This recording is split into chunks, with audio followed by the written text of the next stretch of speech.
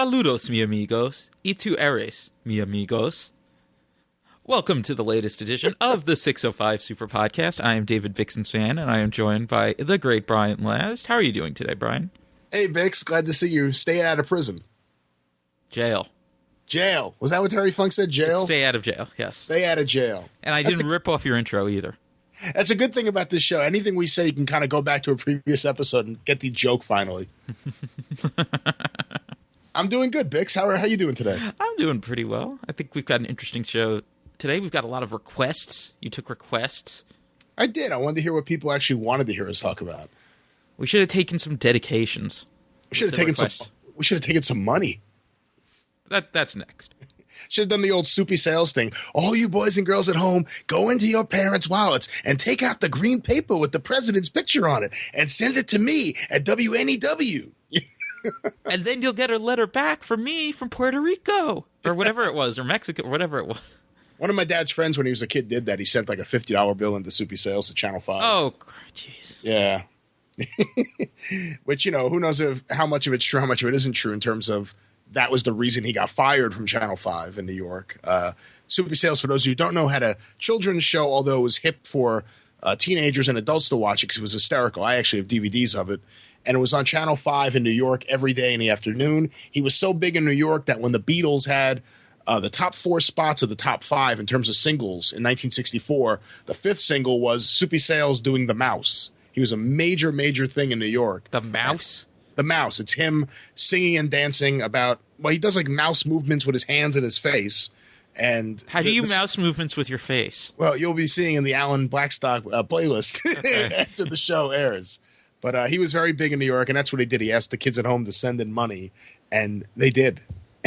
And it came rolling in. So that's what we're going to do. All you boys and girls, send the show Blackjack Mulligan bucks to care of David Vix. Well, you know, I guess there's some stuff we should follow up on from the previous week. The one I want to start with, Vix. Yes. Because I find it fascinating. You know, you and I have had many discussions on this show about the JYD. And, you know, it's always been said, and I think everyone's taken it as fact, that he started wrestling and then he was in Memphis and then he went to Calgary. And then Jake Roberts saw him in Calgary, told Bill Watts to bring him in. And then he went to Mid-South and became the Junkyard Dog. And, you know, from there, we all know what happened. But, you know, last week, Bo James brought up that Junkyard Dog and Norvell Austin were a tag team, the Junkyard Dogs. Yep. For a time in East Tennessee and East Kentucky. And I had never heard of it. I'm sure you had never heard of it either. Right. And, you know, Bo James, everything he said was amazing. And it's one of those things that when you hear it, you almost doubt it because how did I never hear about this? Well, this week, Bo James put up a clip. He sent it to us on Twitter, the tweet machine. And it's a clip from 1977 in, I want to say Knoxville. Let me pull it up. A clipping, not a video clip. A clipping, yes. A newspaper clipping from Knoxville, Chilhowie Park. And it's from 1977. And on the card is Norvell Austin against Tony Charles, in the undercard. And then the 6-man tag elimination match is Bob Orton, Mr. Knoxville, and the Junkyard Dog versus Ron Robert Fuller and Bob Armstrong. And the Junkyard Dog there was Sylvester Ritter. Yeah, so that means Junkyard Dog was Junkyard Dog in 77 before he even went to Stampede, which, you know, is a history I've never seen anyone report. Certainly No. Dave Meltzer didn't have that in the obituary. I've never seen that anywhere. So we may have uncovered something brand new here on the show. Yes, I mean, the persona, I would think, still kind of came about the way history has told it, that Watts helped him cultivate the persona, and Ernie Ladd, I guess, too, because he was, I think, booking with Watts, helped him come up with the way that he did the gimmick. But as far as the name and maybe some of it, he had already. Well, the story always was that he was brought into Mid-South because they had Bad Leroy Brown, and they needed a foil for him. And I believe Buck Roby wheeled out in a wheelbarrow the Junkyard Dog, because in the song, the Jim Croce song, Bad Leroy Brown, the lyric is, Bad Leroy Brown, he's badder than old King Kong and meaner than the Junkyard Dog. So here's the Junkyard Dog to fight Bad Leroy Brown. Right. We've never heard any of this, that he actually had that name before he went to Stampede. That's when was this card? Because he was in Memphis in 78, right? 77. It was 77. Okay. This doesn't have a date on it. It just says tonight at Chilhowie Park. When did Bo say exactly when it was from? He didn't. He just said from 77. Okay. But we need to crack down on this and do some research here on the show about Sylvester Ritter before he went to Stampede. The fact that he already was the Junkyard Dog, that's a game changer in terms of history, in terms of a fact that and the narrative. Yeah, that changes everything. So good job on Bo getting that to us. I'm fascinated by this. Bo James, for me, is turning into like how some people like have their list of things they write down to ask Dave Meltzer. Bo is turning into that for me. Me too. He sent me, every time we mention anything on the show, all of a sudden there's like 10 tweets. And it's all filled with stuff I never heard before. It's like, wow. I feel like I know so much, and it's just this information coming flying at me. And I know you and I both discussed how much we're looking forward to his book about East Tennessee wrestling history. And he actually sent me over his autobiography. I believe he sent you it as well. Yes. I've gotten through a good deal of it, and I've really enjoyed it so far. I get a kick out of reading about people who become wrestling fans and then go on that search for what else is out there, what other programs are airing here, what programs are airing at my other family member's house. Very similar to the conversation we had with Jim Cornette. And the search for all sorts of wrestling, and then, just his entry into the business. And, he was around a lot of cool stuff, and I don't know very much about independent wrestling in East Tennessee and East Kentucky in the early 90s, which is what I'm up to in the book. And, I knew Smoky Mountain Wrestling, but I didn't know, Southern States Wrestling and all the other wrestling shows and wrestling wrestlers who were on the shows. So I'm learning a lot about all that. I'm right on up to the part in the book, Bix, where he's on the road with Jimmy Valiant and Super Mario and, hijinks everywhere they go. Sounds like traveling with those two would be an adventure. Yeah, there's a story in there. They got to a place early, and the building wasn't open yet, so they went to some park across the street, and they were just laying in the park trying to catch up on sleep. And while this was going on, there was one of those slides that has a portion of the slide in the park is closed in. So, you go, from being out to in to out again as you exit the slide. Mm-hmm. And some rather overweight woman with a couple of kids tried to go down the slide and got caught in there. And Super Mario started laughing incredibly loud. And it took people like 20 minutes to get this woman out of the slide. And the whole time Super Mario is laughing. And then as soon as she gets out, she charges Super Mario, cursing at him and yelling at him. And then that night at the show, the first match is Bo James against Super Mario. And they go out there and she's in the front row. And she just starts cursing him out right away the whole match. No one else in the building knew what was going on. And this woman's just standing there screaming at them the whole match. They had to do a double turn. Yeah. She was attacking the babyface. She was screaming curses at the babyface. So now, by the way, for those who might be familiar with the ICW, this is the Savoldi ICW. That is, this is Super Mario, not to be confused with Super Duper Mario. Yeah, that's right. In the book, Bo calls him just Soup. So, that reminds me. So, speaking of your Jimmy Valiant trainees and hangers-on, are you familiar with the story of one Hangman Bruce Pobanz? I don't know who that is, Biggs. Please tell me. Okay. Gee, I'm sure everyone thinks that we did not discuss this beforehand at all. From your reaction, I really have no idea who that is. I know but still, I know about Big Mama. Okay, so Hangman Bruce Pobanz is a guy who started showing up at the Cauliflower Alley Club conventions years ago, acting like he was this big time wrestler from the past. Think the fake Apache Bull Ramos, but not pretending to be someone else. Okay. Like Boss Hog Calhoun. But Boss Hog Calhoun didn't pretend that he was a big star. He pretended that he was a relative of a big star. No, but he pretended like he was a big star in the sense that oh yeah, I'm going to fight The Undertaker. Well, this is... Yeah. You're saying this guy would show up and claim that he had this long history as a big star. Okay. So he had this book that he sold that was his autobiography, and he claimed he was under a mask as the Hangman. And when people would question his stories of being the NWA World Heavyweight Champion several times and body slamming Andre the Giant and all that, he would say, hey, if you had your skull broken 30 times or whatever, you wouldn't remember all the specifics about all this too. Oh my God. And I guess people just kind of tolerated him. You talk about how he was part of the BWC Hall of Fame, not explaining that was the Boogie Wrestling Camp Hall of Fame.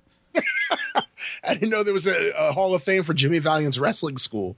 Yes, he has a Hall of Fame in his wrestling school. And he got involved in like evangelical Christian stuff, and his testimony is online.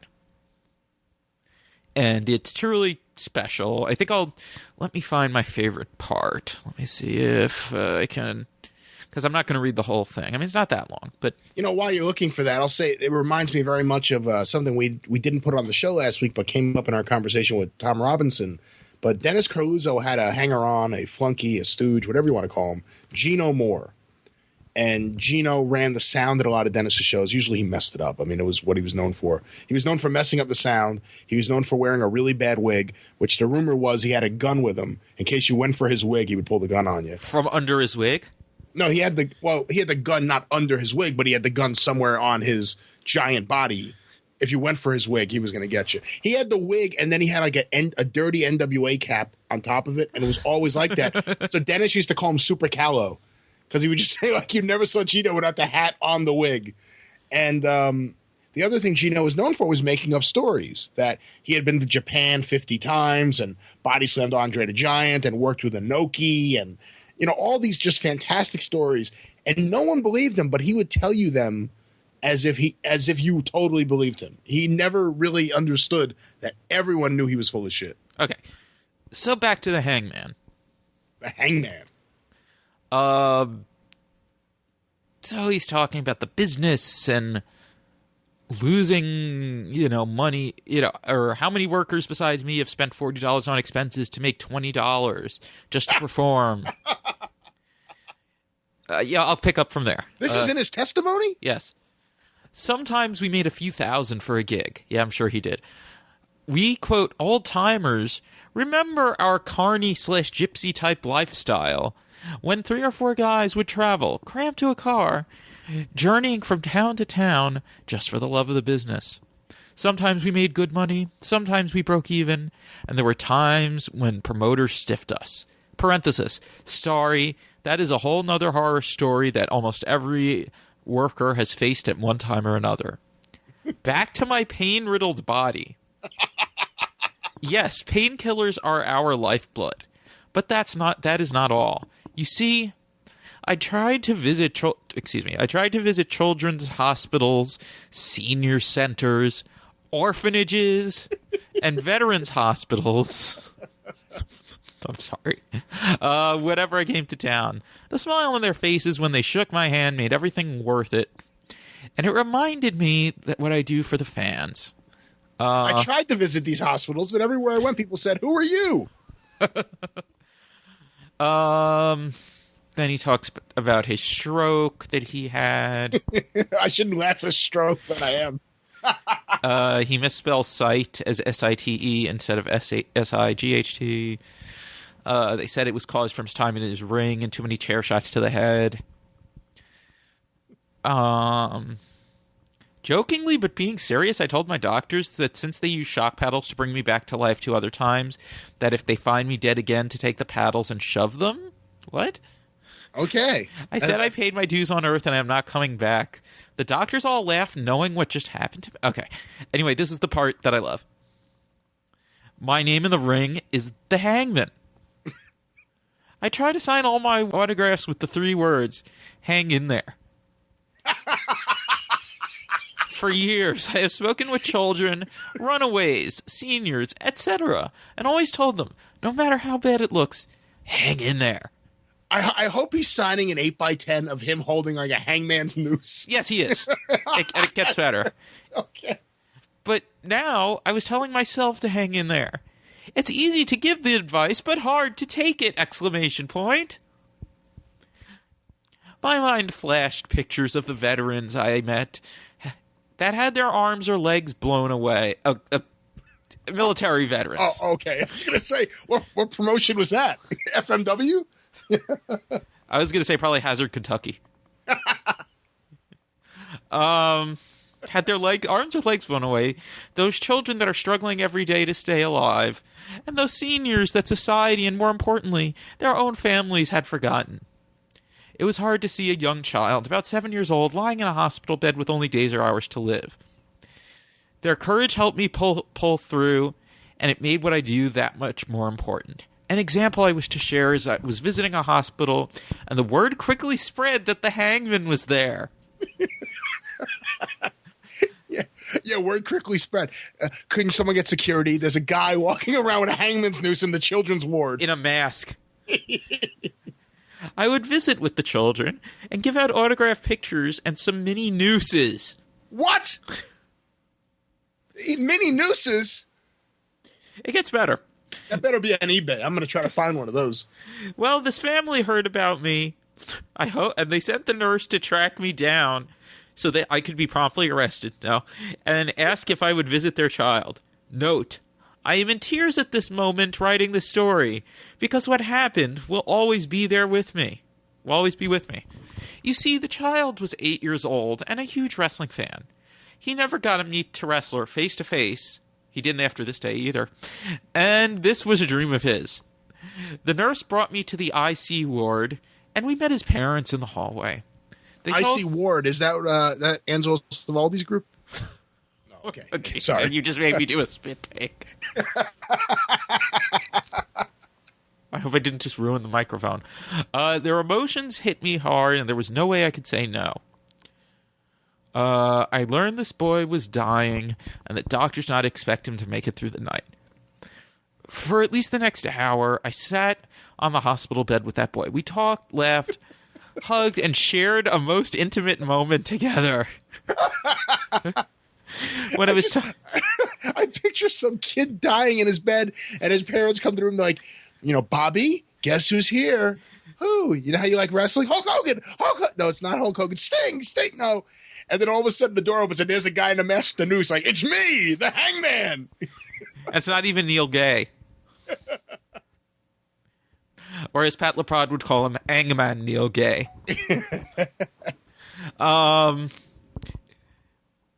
Let's see. Okay, so where were we? So you're in a most intimate moment together. When it was time for me, where was I? It was time for me to run to make it to the show that night. It's like Babe Ruth. I reluctantly bid farewell. The young man was beaming with pride, clutching his new autograph picture and his hangman's noose. He asked me to hit 2 home runs that night. And I did. His father walked me out to the hall while his mother stayed at their son's side. His father hugged me and thanked me for their time, for taking time out to visit with their son. We both shed tears and said goodbye as I made my way down the hall. That evening, I was called out to the dressing room by security. It was the police. The child hanged himself with... I'm sorry. What? No, I was making that up. I couldn't even get through it without laughing, though. Testify. That evening, I was called out of the dressing room by security. I was told somebody had to see me. I walked with security, and I saw the boy's father. I learned his son has passed away a few hours after I left. So he headed immediately to meet you at the wrestling match after his son died immediately. Did he get comped, or did he have to pay the $8 to get in? He filled me in on how the boy bragged to the nurses and doctors how the hangman came to see him. He showed them his autographed picture and the noose. I hope there were no African-American workers in that hospital, and this kid's sitting there waving around a little mini noose. Like, look what I got today from the hangman. The news that hit me was the hardest when I learned the boy's dying request was to have his father tell me, the hangman, thank you for coming by the hospital to visit with him. That was his dying wish. That was his last words. Tell the hangman, thank you. Tell the hangman that I was just pretending. I didn't know who he was. I tried to hang in there, but God. That night was the hardest time I ever had going into a match. So try to answer the question. If I knew then what I know now, would I do it again? Let's just say that incident with the young man made every pain I felt worthwhile. And yes, I would gladly do it over again. Hang in there. The Hangman, parenthesis, wrestling legend and former world champion, Bruce Pobanz. I now have to look this man up. Hangman Bruce Pobanz. Pobanz. The International Hangman Bruce Pobanz Fan Club. What? Really? Oh, I'm looking. I'm trying to see. This is when is this from? From 2004. This is Mark Nolte on the Wrestling Classics message board, which he's the owner of, the administrator of. Yes. Hey, Probams, I know you like to read wrestling message boards praying that someone mentions your name. Now, I've never said anything about you, and we've deleted the threads you were on here exposing you. Frankly, I'm not amused enough by the joke of your claim of being a Hall of Fame wrestler to want to waste the board's time on you. But you complained in a long-winded and delusional rant about Cauliflower Alley Club that you were disappointed that wrestling historians didn't have the courage to confront you in Las Vegas. I got a hold of the email that you sent to your little chat group. Let's clear up a couple of things. You made fun of Paul Jones talking about how he had to hold the podium while he spoke. That's right, he did. Paul had to be helped up and down the steps of the stage by his son. You want to know why? Because unlike you, Paul Jones really did have a wrestling career. Because unlike you, he really did take thousands of bumps in rings all over the world, and the punishment he took in the real wrestling career has taken its toll on Paul's body. It's a lot tougher physically to be an actual professional wrestler than perpetrating a fantasy about being a professional wrestler. You talked about how Steve Yohe and Vince Fahey, I don't know who this guy is. It's Fahey. Fahey sat at your table at dinner and were afraid to confront you. You claimed that they ran off immediately after the program because they were intimidated by you. Just so you know, Yohe and Fahey didn't confront you because it would have been rude to make a scene. They ignored you because you weren't worth the trouble. They ignored you because they had too many manners to make a scene. They weren't intimidated by you. Nobody is intimidated by you. But make no mistake, just because no one came up to you and called you a fraud doesn't mean you are any less of a fraud. You want to be noticed? Well, thanks to your classless cheap shot of Paul Jones, you're getting your wish.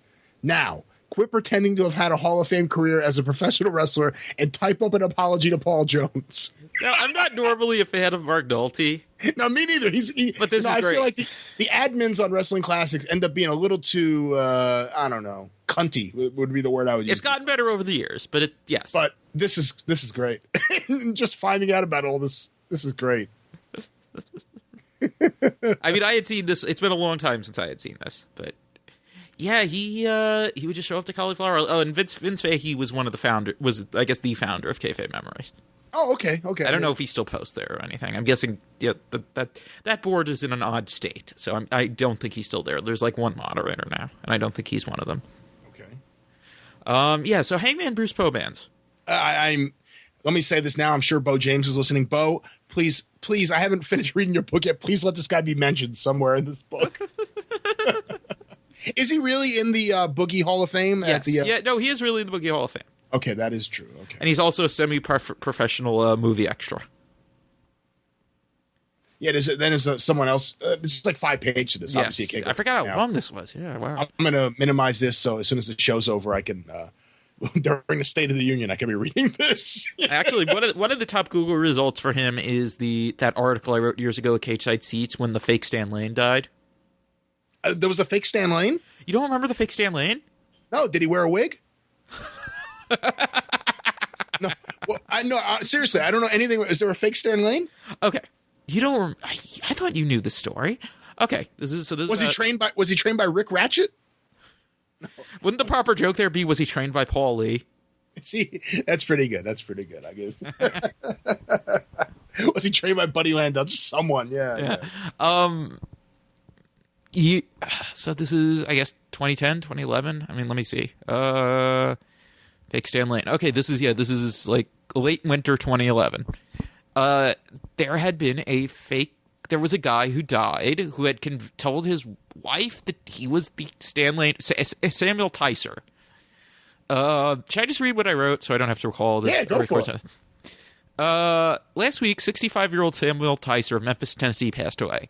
His family posted an obituary in the local newspaper, the Memphis Commercial Appeal, that mentioned he was professional wrestler Stan Lane, best known in Memphis as one half of the Fabulous Ones with Steve Curran, where they were top draws. Boy, my sentence structure was terrible back then. Lane also teamed with Bobby Eaton in the second version of Jim Cornette's Midnight Express and with Dr. Tom Bridge. Okay, blah, blah, blah. Ticer was, of course, not actually Stan Lane, who worked for his whole career under his real name. So what happened? For starters, the newspaper is understaffed and didn't bother to do any check on the obituary. Last Friday, they posted an article about the situation where the real Stan Lane was interviewed. According to the article, the rumor spread pretty quickly with Jim Cornette calling Lane to check in, and unfortunately, Lane's 90-year-old mother had even heard about it. We called Stan Lane at home, and some woman answered the phone. According to Lane's advisor, Sal Carenti, who spoke to the widow, Anne-Marie Ticer, quote, she insisted that her husband was Stan Lane of the Fabulous Ones and that she has pictures to prove it. I told her, I don't know what you have, but I have the real Stan Lane. I don't know what you have, but I have the real Stan Lane. Who was, of course, trained by Ric Flair. In paid obituaries, the family provides the information to the funeral home, who then turns it over to the Commercial Appeal. The funeral director said it is, quote, very rare for obituaries to be challenged, and that he had no reason to distrust Ticer's family. The next day, the Commercial Appeal finally got in touch with Mrs. Ticer and published another article. She conceded that her husband was not Stan Lane, saying she had been living a lie for the last 20-plus years. The story gets stranger from there. She said that she met her husband in 1983, and he told her about his previous career as Stan Lane, which he said had ended right before they met. After they had been... God, I was terrible back then. She says that she met her husband... told her about her previous... they met in 83. Oh, and he told her about her previous career, Stan Lane, which he said ended right before they met. And he told her after they'd been married for 5 years. So he told her this in 88. Lane and Kahn were still big stars as the Fabs in the territory when the Ticers met and stayed through early 1984. They returned for additional runs in 1985, 1987, and 1981, as well as legend shows later. Wrestling on TV was huge in Memphis, and she met her husband at the peak of both the territory itself and the Fabulous Ones as draws. If she watched the local wrestling show with any kind of regularity, she would have known that Stan Lane was around after she met her husband. That was the last word until yesterday when Dave Meltzer wrote about the story in the newest issue of the Wrestling Observer newsletter, adding even more details. I don't want to keep reading this. Wrestling was so big there that all you had to do was say you were Stan Lane and not even look like him, and you can get rats. That's how amazing it is. She insisted her husband was Stan Lane of the Fabulous Ones and had the picture. Oh wait, we saw that already. Eventually told them that the man she was that her husband that the real Stan Lane might be, quote, the second Stan Lane. Oh. So you think it seems like, okay, at first it seems kind of innocuous, right? On her part, at least. The family had a bunch of Fabulous Ones merchandise available at the funeral, which they sold to wrestling fans who showed up. What? So you would think that his family, and including his siblings, would know that he was not Stan Lane. I've never been to a funeral with a merch stand. Well, it's Memphis. I guess everyone has gimmick tables. Yeah, I guess. Was Bill Dundee there, too, selling gimmicks? He pulled the knife on them when they sold a picture that he was in. Very good.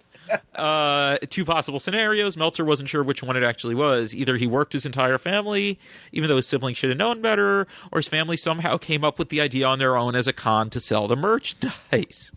So at the time, I said if I had to guess, I'd go with the latter. The siblings had to know the truth, and if the idea of selling the merchandise at a funeral, and the idea, it would be the last thing in my mind if I had a somewhat famous spouse or sibling who died.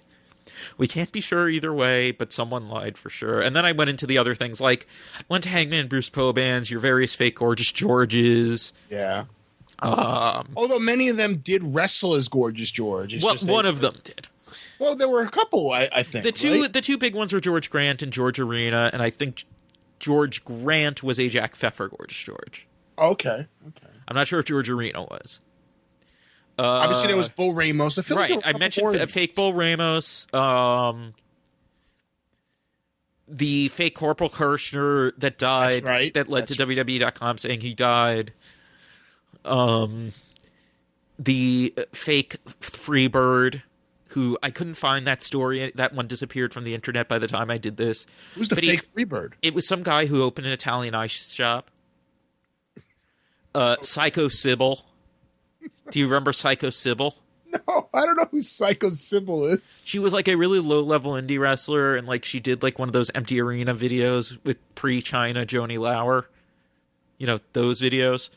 I don't, but you don't. Well, okay, you know how you don't have to explain it. I'll use my imagination. You can figure it out. Yeah. No, they're wrestling, but they're just marketed to a certain audience. Okay, the Paul Levesque audience. Yeah, you know, I'm telling the truth. And then you know, she said she made $18.5 million at the peak of her career. Wow. An opponent nailed her tongue ring to the turnbuckle. Her career almost ended like when there was a ladder match. She grabbed onto the belt, the cable holding it up, and it snapped, and she fell through the ring and broke her back. Oh, I thought you were going to say she was so powerful she ripped the roof of the building down. No, she left wrestling when her abusive older husband Sailor Moses died, and Sailor Moses? What a great name! Yeah, I couldn't figure out if he was supposed to be a wrestler or not. And then that one, he's the fake Sailor White. And then the comment section was all like, you know, wrestling fans were like, you know. And then they ran a follow-up where the writer made fun of the wrestling fans caring so much. Yeah, okay. Caring so much about a story you got completely wrong. And, of course, my favorite, which was Big Daddy Bruno Beefcake. You're educating me on so many things today.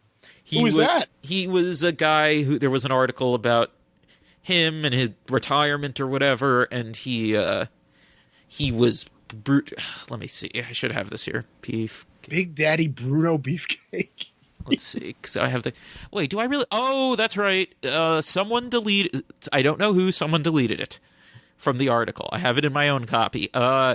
He was Brutus Beefcake's brother. Oh. Then he went in WWF. Then he went to WCW, where he was the Wild Thing, where he teamed with Sting and won the United States Tag Team titles. I remember that. That was a good match. Yeah. Went to Japan, and I forget how he retired. Oh, he got fired for getting injured, or so, I don't know. So yes, that's my favorite. Big Daddy. No, yeah, he had a big feud with the Hangman Bruce Pobanz, and a three-way match with Gino Moore. It was big business in Fantasyland. Wow, that took a while going through that whole thing. So meanwhile, that was great though. That may be the best thing we've ever done on the show. That was really, really something. But yeah, check out Bo James's autobiography, available at kingofkingsport.com. It's called Do You Want to Be a Wrestler, Kid? Which is also the name of his podcast and is something that is repeated all throughout his book. It's like a joke that he keeps going back to. And of course, his Kingsport wrestling history book is maybe out by the time that this... I mean, he's taking pre-orders now, and it's going to the printers now. Maybe out by the time this show is up. So yeah, you can order it from his site, kingofkingsport.com. If you order it from his site, according to him, before it goes to printers, you also get a free DVD of Kingsport Wrestling, so that may be worth it. But kingofkingsport.com, Bo's a friend of our show. Check it out. Support him, just like he supported us. So don't support Hangman Bruce Poe bands. No, we got to get him on the show. Is he still out there? I haven't. I would have to ask people who have gone to Cauliflower Alley. We should get him on the show and talk to him like he's legit. Completely straight. Completely straight. Like we know of his famed career. We know about his cracking his skull 20 times, and we know about him body slamming Andre the Giant. How's his back? NWA title. We should make it. We should interview him and completely go with it. I heard you had a very memorable encounter with a fan at a children's hospital. You know what we should do? We should do that, and then we should somehow we'll say, oh, we got to take some calls. Can we take some calls? And then the first call will be someone claiming to be the real Hangman Bruce Pobanz, that this man's an imposter. We got to do it. Okay, I'll see what I can do. work your Bix magic, please. Before we go too much further, I do want to mention David Bowie has passed away. One of my all-time favorite musicians. Bix, I think you loved him as well. Yes. And I was trying to think of any Bowie wrestling connection, and the only thing I could think of was in 1987, the UWF had a video to Young Americans, which had come out, over 10 years before then. I can think of more than that. Can you? Well, what else? I mean, Fame, I guess, was used, right? Fame for Steve Austin. That's right, for Steve Austin. That's right. Theme of All-Star Wrestling in WWF All-Star Wrestling in '84 was Modern Love. Yeah. Oh, that's really, really good. I forgot about that. Yeah. I love that song, by the way, too. Yes. What else? That's the only. I mean, then of course, last night Cody Rhodes as Stardust did Ziggy Stardust makeup as a let's tribute. not talk about that. Yeah, what a Oh, tribute. that's nice though. Yeah, whatever.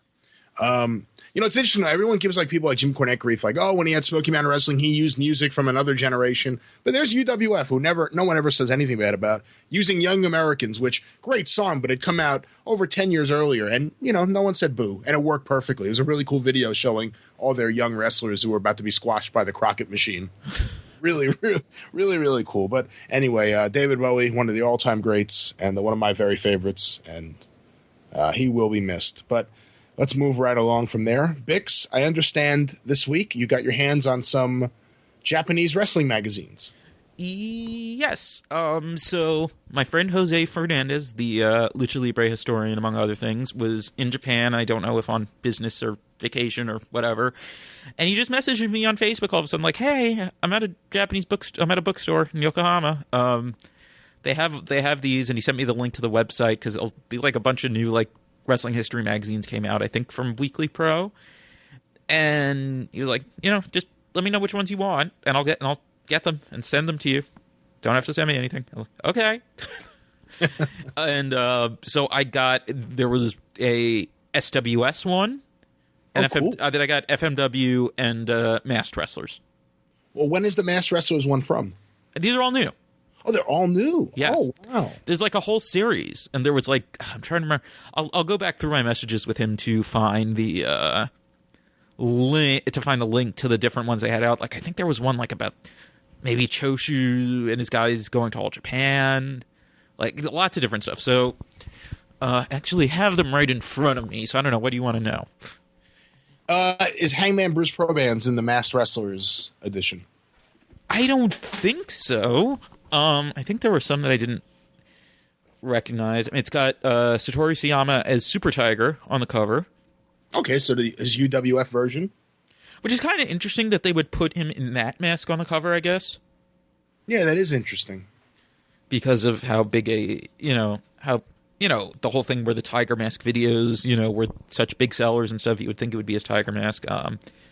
So a lot, different sections. I mean, it's mostly the people you'd expect. So you got, Sayama, the Destroyer.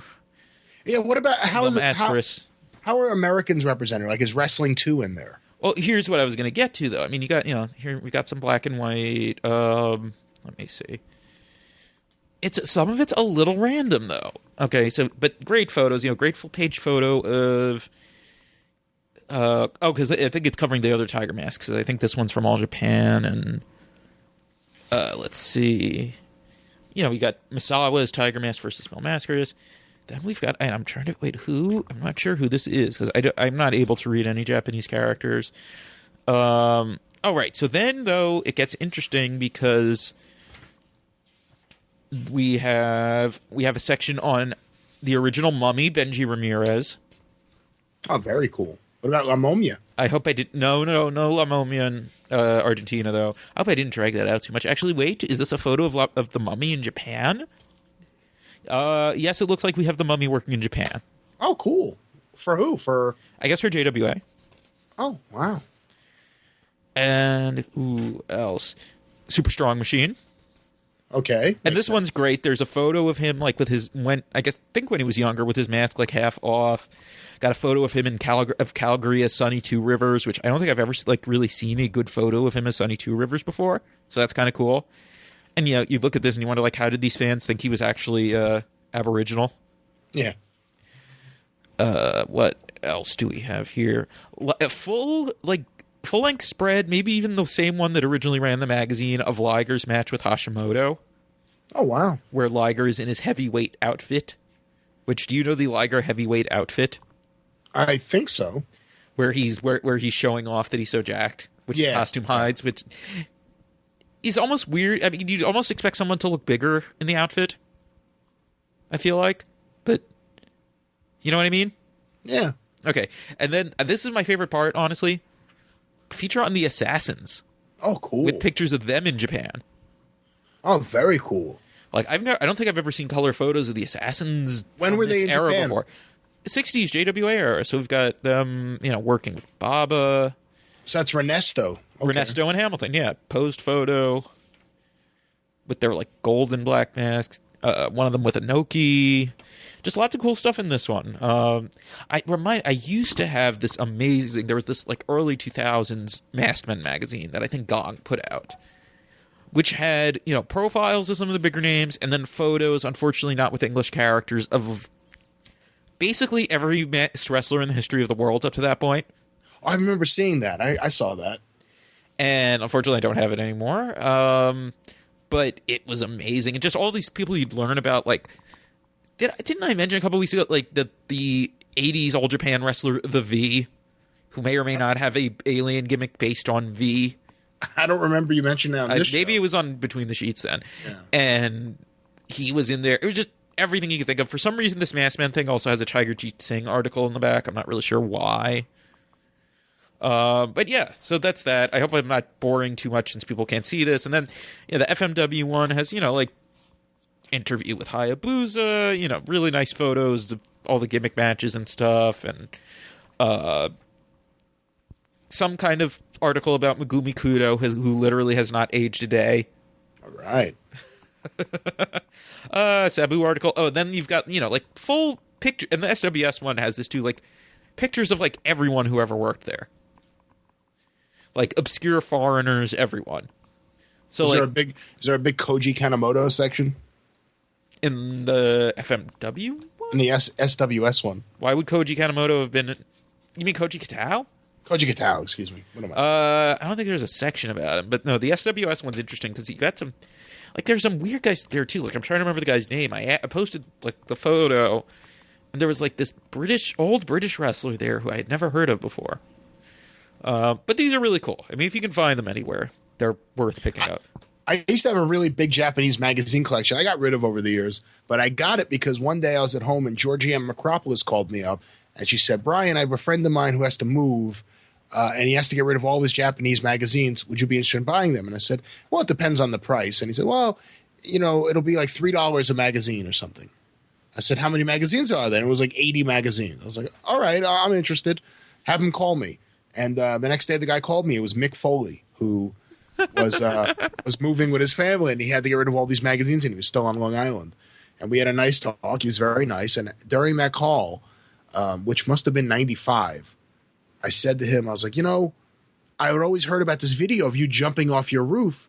Is there any way you can get me a copy of that? And he was, I don't think I ever want to let that out. I don't want people to really it's something private. It's something I really don't want to exploit. And some people had copies of it by then anyway. Yeah, John Arezzi had gotten it out, I believe. And, but yeah, so I got my Japanese magazines from back then from Mick Foley. And then eventually, he showed the clips on WWE TV, and then the guy who he made it with, put out the whole thing. He showed the clips, and, one of the things that bothers me is I feel like because of Mick Foley's success and the story he told, there's been this rewriting of history that the Jimmy Snuka Don Morocco cage match was like this really important match that everyone talked about. When I could tell you from growing up reading the magazines after the fact, the one that was always in the magazines and talked about was Bob Backlund against Jimmy Snuka. Where he missed the splash. You never saw the Morocco match mentioned. It was always the Backlund Snuka match. But now this is history. Well, you never hear about it. Well, you had all these wrestlers that were there, though. Like, I think Dreamer was there, Foley was there, I think maybe even Bubba Ray was there, so... Yeah, but still, I mean... No, I know, I'm saying that's why he took on the legend, though. It's not just the Foley thing. Yeah, and even when they finally put that on one of their DVDs, they put the wrong year. They put, 1980 for Backlund against Snuka. They did it repeatedly. Yeah. They don't know what... Now, one of my favorite things about the Japanese magazines, though, are the weird cartoons. Oh, yeah. Like, I got a few at the Jersey All-Pro show in November, because George Mayfield was there. And there's this one where I decided to buy it because it was... we were just talking about Super Strong Machine. So remember how him, Hiro Saito, and... who was it? I guess Shunji Takano were the Calgary Hurricanes. Right. Because they were all in Calgary together. Yeah. So there's this cartoon... Maybe, I forget, I guess it's when they first went to Calgary, of Inoki with a giant chin gleefully throwing them off a plane into Calgary. What? Yes. I probably should post this somewhere. Yeah, you absolutely have to scan that and get that up on Twitter. Guy, what? I mean, those things could be really weird, though. I mean, I guess also you kind of think of the Japanese, like the newspapers there and the whole Master of Sex thing. The Master of Sex. Like, one thing I never saw with my own eyes, but I was told was that before Ayako Hamada was ever a wrestler, when she was still just Gran Hamada's teenage daughter, they would always have cartoons of her where they would give her, like, a preposterously large bosom while she was still underage. Oh, that's not right. So, I don't know. But the photography and the layout of those magazines, it's just incredible. Yeah. Like, even the American stuff in there is often much better than the American magazines. That's one of the reasons I started getting them in the 90s was because their coverage of American events was incredible. The ECW shows and the Smoky Mountain shows, they would have better pictures, higher quality pictures, higher quality of the paper stock. Everything about it was awesome. I mean, you couldn't read what they wrote, but in terms of coverage, it looked beautiful. And stuff like ECW Arena especially. Oh, yeah. That stuff looked better in those magazines than it did on TV. Yeah. Well, that's not hard to do. No, but I mean, just the way that they took you know what I mean, though. Like, just something about the photography. Well, yeah, it's the difference between using a camera that costs a lot of money and the cheapest camera you can find. No, but I mean also the American compared to the American magazines too. Yeah, well, that's true. That's true. Whatever happened to Linda Rufa, the Japanese woman photographer? Was she Japanese, or did she just shoot for the Japanese? Well, she shot for the Japanese magazines. Yeah. Excuse me, she wasn't. I don't know. She kind of had the Dave Meltzer hairdo. I mean, most of those people, it seems like, are still around on Facebook and stuff, but I don't know. I've never seen her name around. Didn't Flair once drag her into an interview to point her out as being one of the women that are in love with him? I'm sure he did. Yeah, I think I just saw that recently, actually. He's like, come here. And she's taking pictures and he just drags her.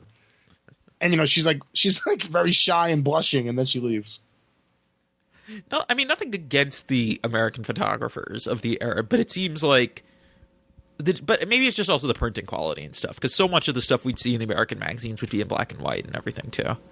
But it is a difference in the sense that I knew some of the people shooting ringside at ECW, and they were using... A lot of them weren't using the best cameras, and a lot of them were nice but didn't really know what to look for and what to shoot. Whereas someone like George Tahinos was, yeah, I mean, Linda Rufa, you could say whatever you want. She knew what to shoot, where to be to shoot it, and she had a great camera. So when you get the Japanese magazines covering those events, the pictures are gorgeous. Well, I mean, and now, WWE.com, all the ECW stuff they have is George Tahinos stuff. Right. That's right. Yeah, I mean, and I'm just trying to think what else, they just had a knack, you know what, especially you look through this FMW magazine, I would maybe argue that no one was better at than Onita at playing to the photographers with what you were promoting. He was perfect. I mean, he got the tears going, got on the mic screaming. Fire, explosions. Karate, bleeding karate guys, just... I mean, FMW is cool, and I like a lot of it, but that's another one similar to ECW, but different in that you could say FMW never looked better than it did in the magazines. Although I think FMW arguably ages better than ECW in the ring. Yeah, at times. I would argue ECW was better from, some point in 94 up until the first pay-per-view.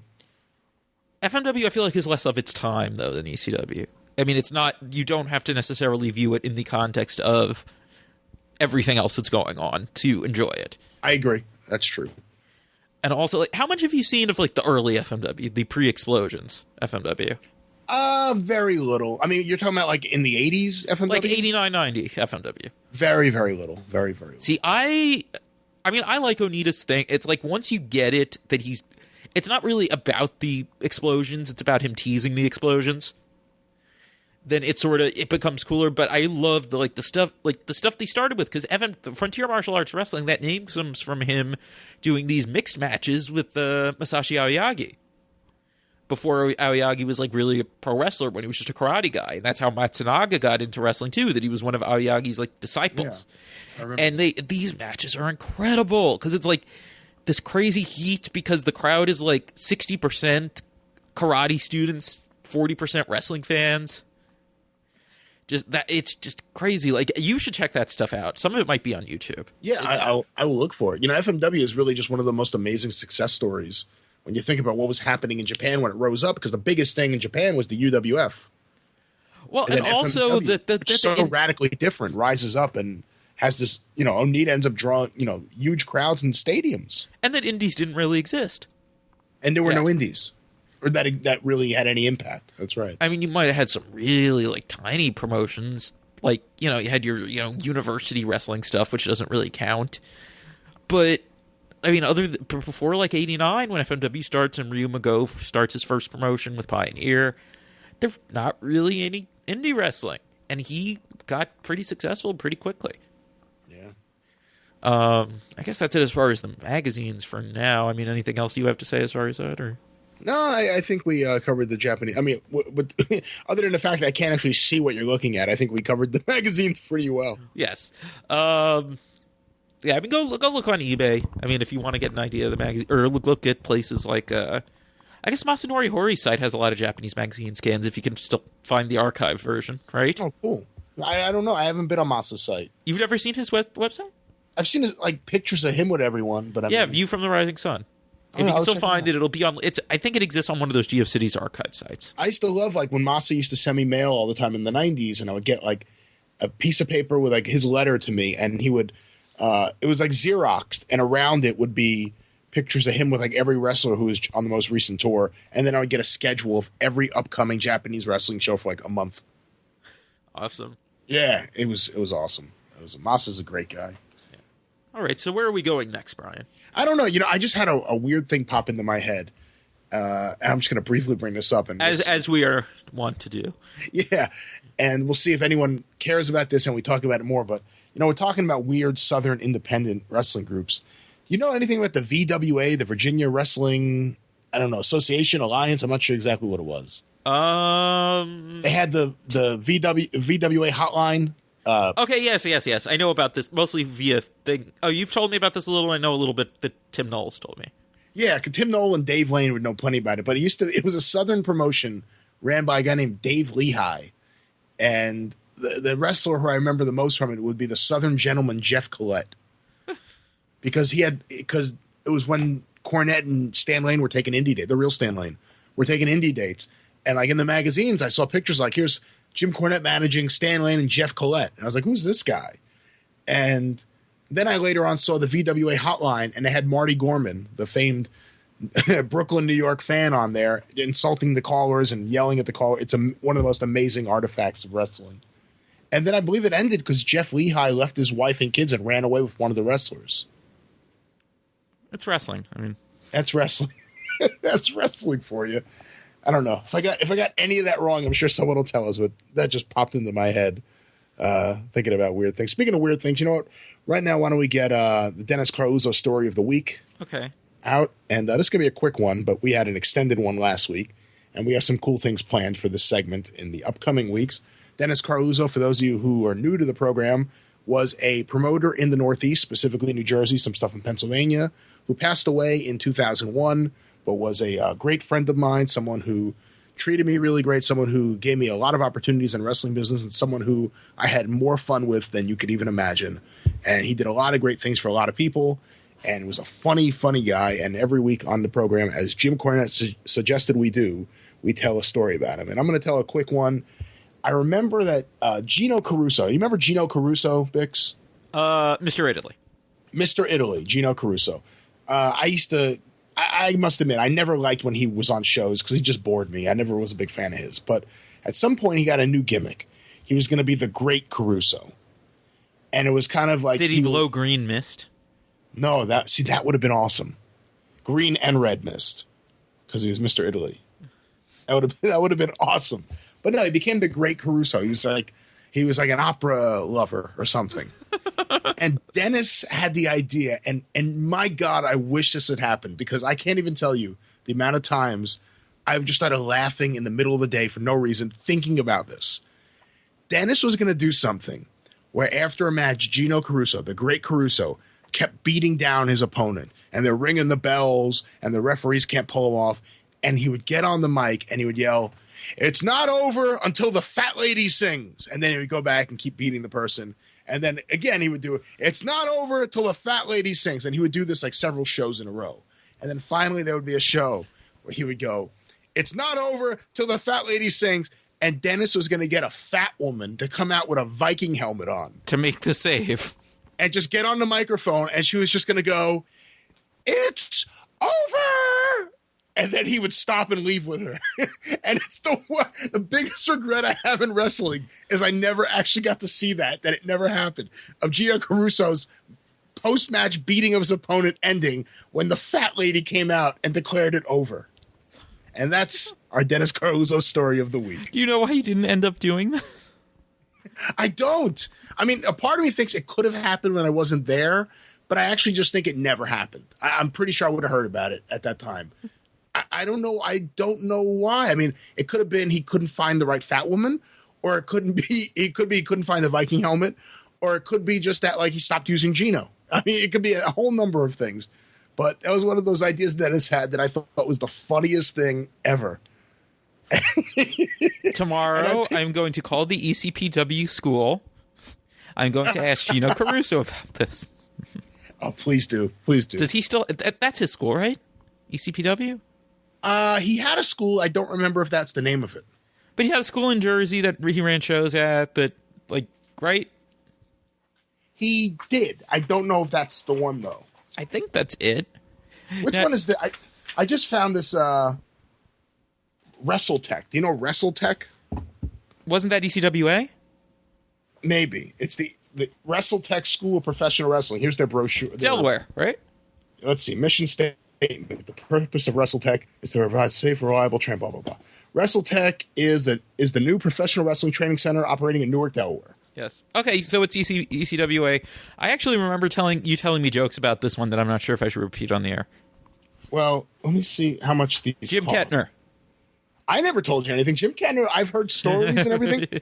He was always cool with me. So I can honestly say I've always heard good things about Jim Kettner, but I remember you being the one who told me the jokes about this because you had the WrestleTech brochure. Well, let me see where WrestleTech, the tryout. Wrestler manager, introduction to tryout session. What is WrestleTech? Because it has the prices here. That's the best part. How much does it cost to train at WrestleTech? I guess Lance Diamond was the head trainer?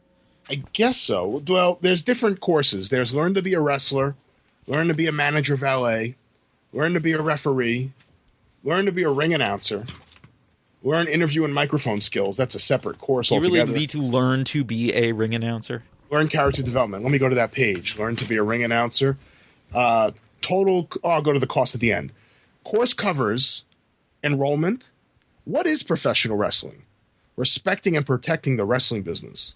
Wrestling terminology. What is ring announcer? What are a ring announcer's responsibilities? Decorum, including attitude and commitment, when to report, proper dress, how to enter and exit a ring, where to stand, knowing sound equipment, TV tapings, house shows, timing and announcing, wrestling etiquette, and handling situations, fans, workers, promoters. Wrestling etiquette, a.k.a. the kayfabe handshake. Yeah. Also, how to make yourself valuable to a promoter. Okay, now that may be where the joke came from. Yes. Now that I look at this, how to make yourself valuable to the performers, how to prepare ring announcing cards, how to do ring announcing, bumping and ring survival. I don't know why they would need to know that. What's available in the wrestling world? Contacting wrestling promotions, bookings, compensation. Completion of course guarantees bookings on 2 professional shows. 10% off. 10% off the total if paid in full at the time of enrollment. Total cost is $525 to learn to be a ring announcer. Okay. Now, do you know about the other Gino Caruso? To continue the theme from earlier? You don't know about the... Okay. The fake No, Gino? he was not a fake Gino Caruso. He just was he was also named Gino Caruso and spelled it a different way. Okay. So you know how Mikey Whipwreck has a school now in Deer Park? Okay. And NYWC. He took that over from a different school. which was called Critical Mass Wrestling, and NYWC was the name of the promotion that they used for their school shows. And like they had a school in like a garage in Hicksville here on Long Island, and you'd look at their website and the trainers were like John Curse, who I think stayed through the Mikey era, who was like an ECW House of Hardcore trainee who didn't really do anything. A guy named Brimstone, I don't even know what his deal was. And he said Brimstone was trained by the original Gino Caruso, aka Super Callow in WCW. What? And I meant to message with the guy because I was just curious. It's like, I'm not going to try to be a wrestler, but I was curious. It's local. You know what I mean? You know, you're just going to try to find things out because it's local. And he was like, yeah. I mean, when the Super Callow wore green knee pads, it was Gino. When he wore the other knee pads, it was the other Super Callow. Like, okay. Yeah, okay. Like he did when he double booked himself in Mexico or something. Like, okay. And years later, like I would joke with people about this, like, and like Robert Bihari was the one guy who loved the story when I told him, because he's a big Lucha fan, loves Super Callow, and I forget how it came. I came up like a Death Valley Driver or something. I explained blah blah blah, fake Super Callow, and like Brimstone, I either posted there or sent me a long angry email like, look, he's the real Super Callow, man, like whatever, and I think he arranged for me to talk with this Gino Caruso.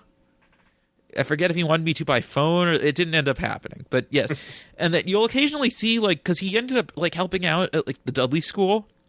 So occasionally, like if you hear of like younger wrestlers who trained with Super Callow or something, that's why. Yeah, back to this WrestleTech thing, Bix. There is some funny stuff in it. Like, here's the Learn to be a Manager Valet page. Ooh. The course costs $1,225 and includes a guarantee of being booked on 2 professional shows. Now, by professional, do they mean you'll get paid? Yeah, I guess so. I mean, what constitutes professional? I guess that would be, but they teach you things like wielding objects. Wielding objects. What's available in the wrestling world? Licensing, where applicable. Compensation. Also, where applicable. Yeah, really. That should be where applicable, too. Learning to manage / valet. That's using valet as a verb. Learning to valet. Like valet Is that might right? be I feel like valet might be a verb in the car valet sense. Not in the wrestling ring sense. Maybe? I'm not sure. The course fee, I'm going to read through the course fees real quick. As of August of 1997. Okay. Tryouts are $100. $25 refundable if you decide not to do it or if you don't qualify. I don't know what constitutes qualification. $32.25, $3,225 to learn to be a wrestler. $1,225 to learn to be a manager of LA. $825 to learn to be a referee. $525 to learn to be a ring announcer. And then there are separate courses. $325 to develop interview and microphone skills, and another $325 for character development. You don't learn those as part of another course? Those are even as a wrestler? Those are separate from those. You have to pay extra for that. Suddenly I understand a lot about the ECWA trainees.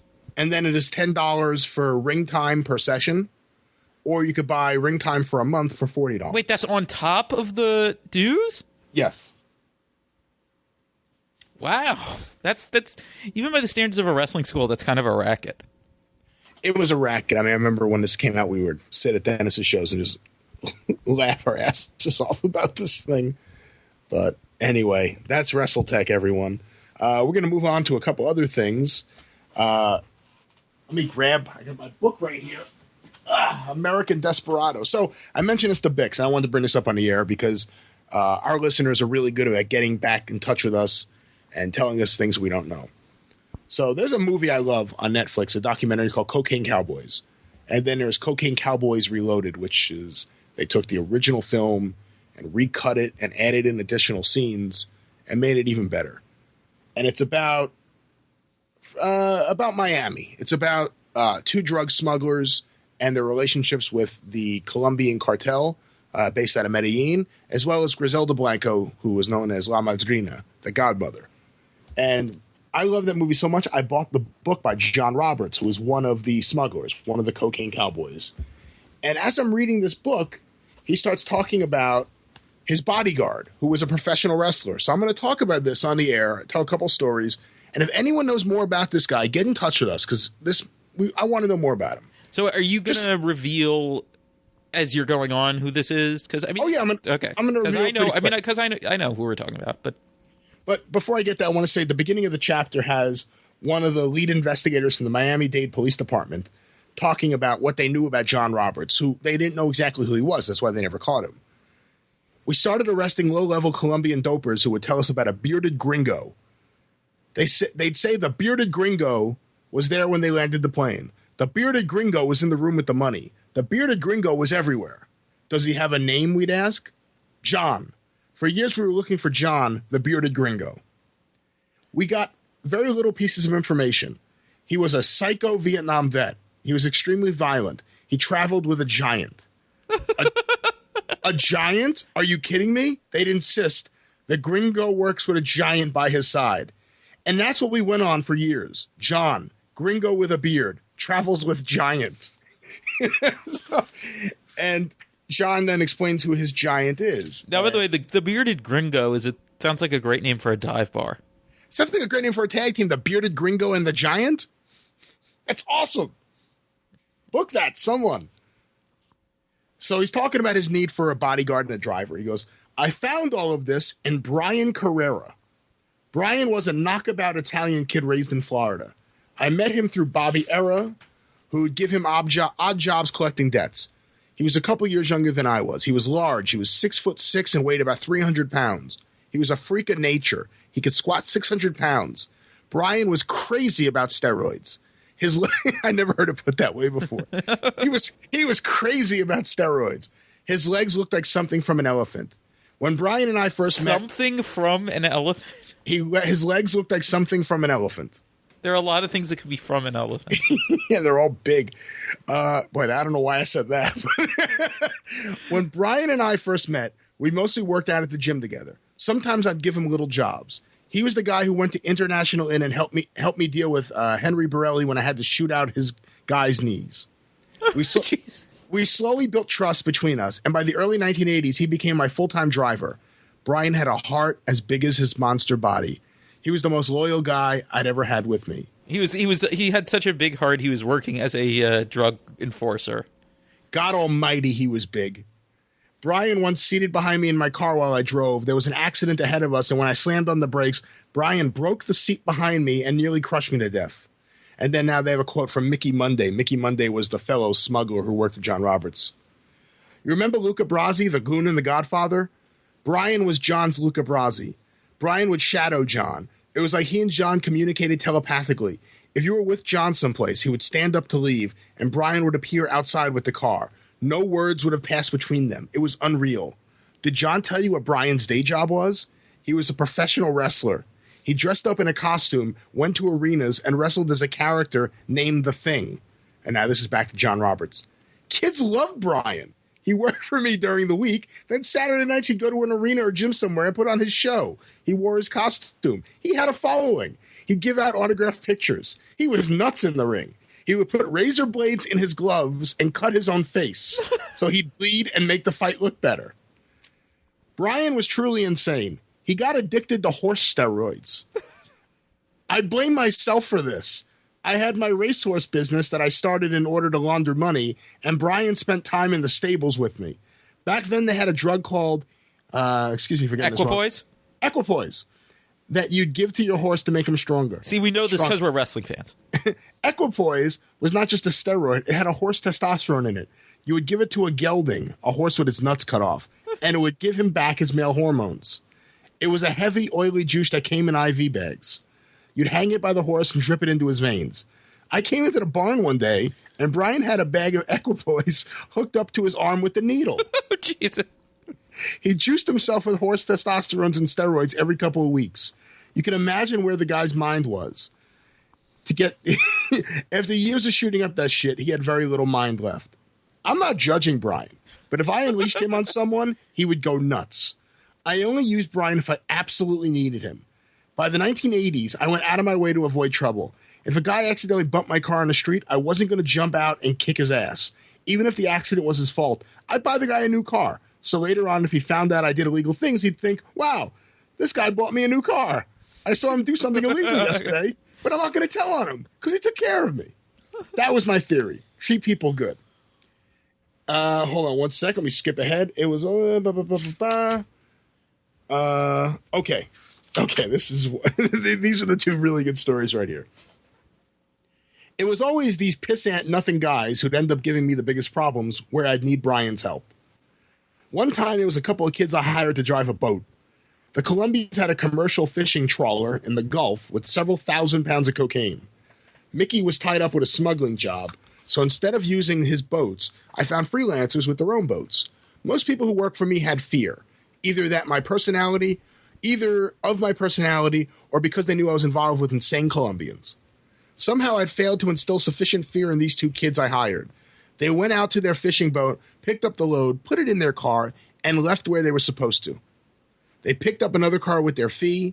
The problem was these kids got wise. Instead of leaving the 400 kilos in the trunk of the first car, they left only 310. We didn't count the pieces until after these clowns had already been paid. They claimed the 310 was all they got off the boat. Then they went into hiding. They reasoned that I couldn't call up the fishing boat and ask what really happened, so that made them feel protected. They could hide out for a few weeks and I'd forget about them. Wrong. That's actually just what he wrote. Wrong. Let me go down a little further.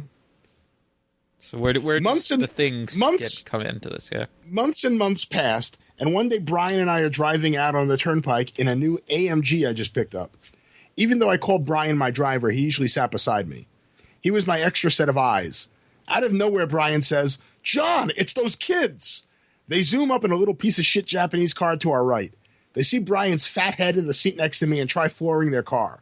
I let them pull ahead. I'm in an AMG. No way will they lose me. I say, "Brian, roll down your window and duck so I can shoot them." This was the first time I'd ever tried to shoot someone from my car with Brian next to me.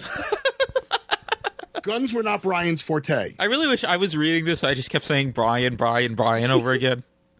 His strength was in his hands. And then as a little side note, Brian Carrera was arrested numerous times for assault and was convicted for the first time in 1978. None of his arrests include the use of firearms. He could pick someone up with one hand and choke him. I get up beside the kid's car. Brian tries to bend down, but he's such a big lug, he goes down like 2 inches. I fire one round, but it makes me uneasy with Brian filling up the window. "I'll get in the back seat, John." He tries climbing over to the back, but he's got no flexibility. Fuck it. I'm going to cut these motherfucking kids off and crash them. We're going 80, 90 miles per hour. Not a cop in sight, thank God. The kids try running their car onto I-95. I cut over to tap their car from the side. If you lightly tap the rear tire of another car with your bumper, you could spin it out of control. As I'm getting closer, boom! The kids fire a shotgun. It misses us, but it makes me so mad, I slam into their bumper. The AMG is so much heavier than their car, they fly off the road sideways. They spin a half mile down the road, bouncing off the guardrails. When we stop behind their car, it's wrecked. I can't see through the broken windows to tell if the kids are alive or dead. They still have their shotgun. Brian jumps out. I say, "Think! They've got a shotgun!" He don't care. He reaches the driver's side and pulls one kid out by the neck. I go carefully to the other side of the car with my gun, but the kid in the passenger seat is knocked out. I open the door, grab the shotgun at his feet, and pull him out. I drop him to the ground and smash his face with his shotgun. I beat him and I beat him. I don't check his pulse when I'm done, but I believe he isn't going to wake up and steal anyone's coke again. I look across at the kid Brian's been strangling, and he's gone from red to blue to white. I'm just going to assume this guy went into witness protection and got no, or got immunity at least. No, he served time and he got out. Okay, and then he died. Okay, go ahead. I look at the kid he's been strangling. He's gone from red to blue to white. Brian drops him. He says, "I want to strangle your guy." You don't have to. You don't have to. He's not moving. I want to strangle him anyway. I want to see the difference in how their necks feel. What the fuck? To Brian, strangling was a science experiment. This was his mentality. Brian was extreme. One time, Brian made a guy eat his gun. Literally, as opposed to the colloquial definition of he's Kahn. I'd never seen anything like this. It happened with a Cuban who thought he was an actual wise guy, but he was really just another punk. Somehow Rafa got hooked up with this Cuban who wanted me to sell him some coke. By the 1980s, the Cubans had moved on to 79th Street and were taking over the old Italian clubs. Blah, blah, blah. Let me go to it. As I walk off, this punk says, if you don't sell to me, I'm going to fix your ass. I say something back to this greaseball turd, and he follows me outside to shoot his mouth off. Brian, who's waiting for me outside, sees the guy reach for something. Brian comes up beside the guy, wraps his hand around his hand. Brian's hand is so big, the other guy's hand looks like it belongs to a tiny baby. But inside that little hand is a little .38 snub-nosed revolver. Brian squeezes the Cuban's hand harder and says, "What do you got there?" "Nothing, man.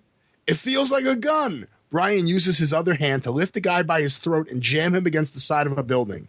He pulls the gun from the guy's hand, which I'm sure was already broken, and holds up the gun. Brian says, "I'm not real sure how to use a gun. Is this what you do with it?" Brian pushes the barrel into the guy's mouth. I've never seen that before. Oh my God. I've seen that before. But then Brian does something new. He pushes the pistol all the way down in the guy's mouth. It don't go all the way down in until Brian pounds it with the flat of his hand. The gun disappears down the poor guy's throat. His jaw must have been broken. He's got blood pouring out of his mouth. He's trying to kick Brian and fight him off, but the gun jammed in his throat. I say, "Brian, don't do that. Just pull the trigger." "John, I don't like guns, man." What Brian used to love was to pick people up and throw them on the pavement. He liked to see if he could make them bounce. So now he lifts the guy over his head and starts bouncing him off the pavement. I say, "Brian, be careful that gun don't go off in his throat and shoot one of us." Brian throws the guy, looks at me, laughing. Ha ha ha ha. He picks him up, bounces him again. Brian is like a big dog with a toy he doesn't want to let go of. So there's more stories about this guy. We probably should explain who Brian Carrera. Well, I'm going to get to that in 1 second. The last thing in the book, though, and this is part of what I wanted to talk about, was he talks about when he got out of prison. "When I found my old bodyguard Brian in 1997, he could only move with a walker. He barely knew who I was. He died at the age of 42. They said it was cancer, but it was probably the horse hormones." Now, I looked them up online, and the person I saw online, it said died in 2012. Brian Carrera, who wrestled under various names, was the Thing in World Class and on Florida Independence, and also had been in WCW a jobber named Brian Carr. If you want to see him, and we'll put it in the video playlist, there's a terrible match with him against Lex Luger where there's just some kind of either miscommunication or just lack of skills on Brian Carr's part that really doomed that match, and it's horrible. What do you know about him, Bix? Okay, so I know, I don't think I knew about this stuff until you had told me about it in the past. Now, I think the bulk of what I know behind the scenes comes from Gary Hart's book, because what happened was that they brought in the guy who was doing Tennis Across America when they finally started trying to do those national house show tours in like 87. And it was called Von Erichs Across America with that, right. With the whole idea that, you get what I'm saying. So the guy, Steve Corey, wanted his own, like, he thought, "Hey, I'm in wrestling, I'm going to come up with a character, blah, blah, blah."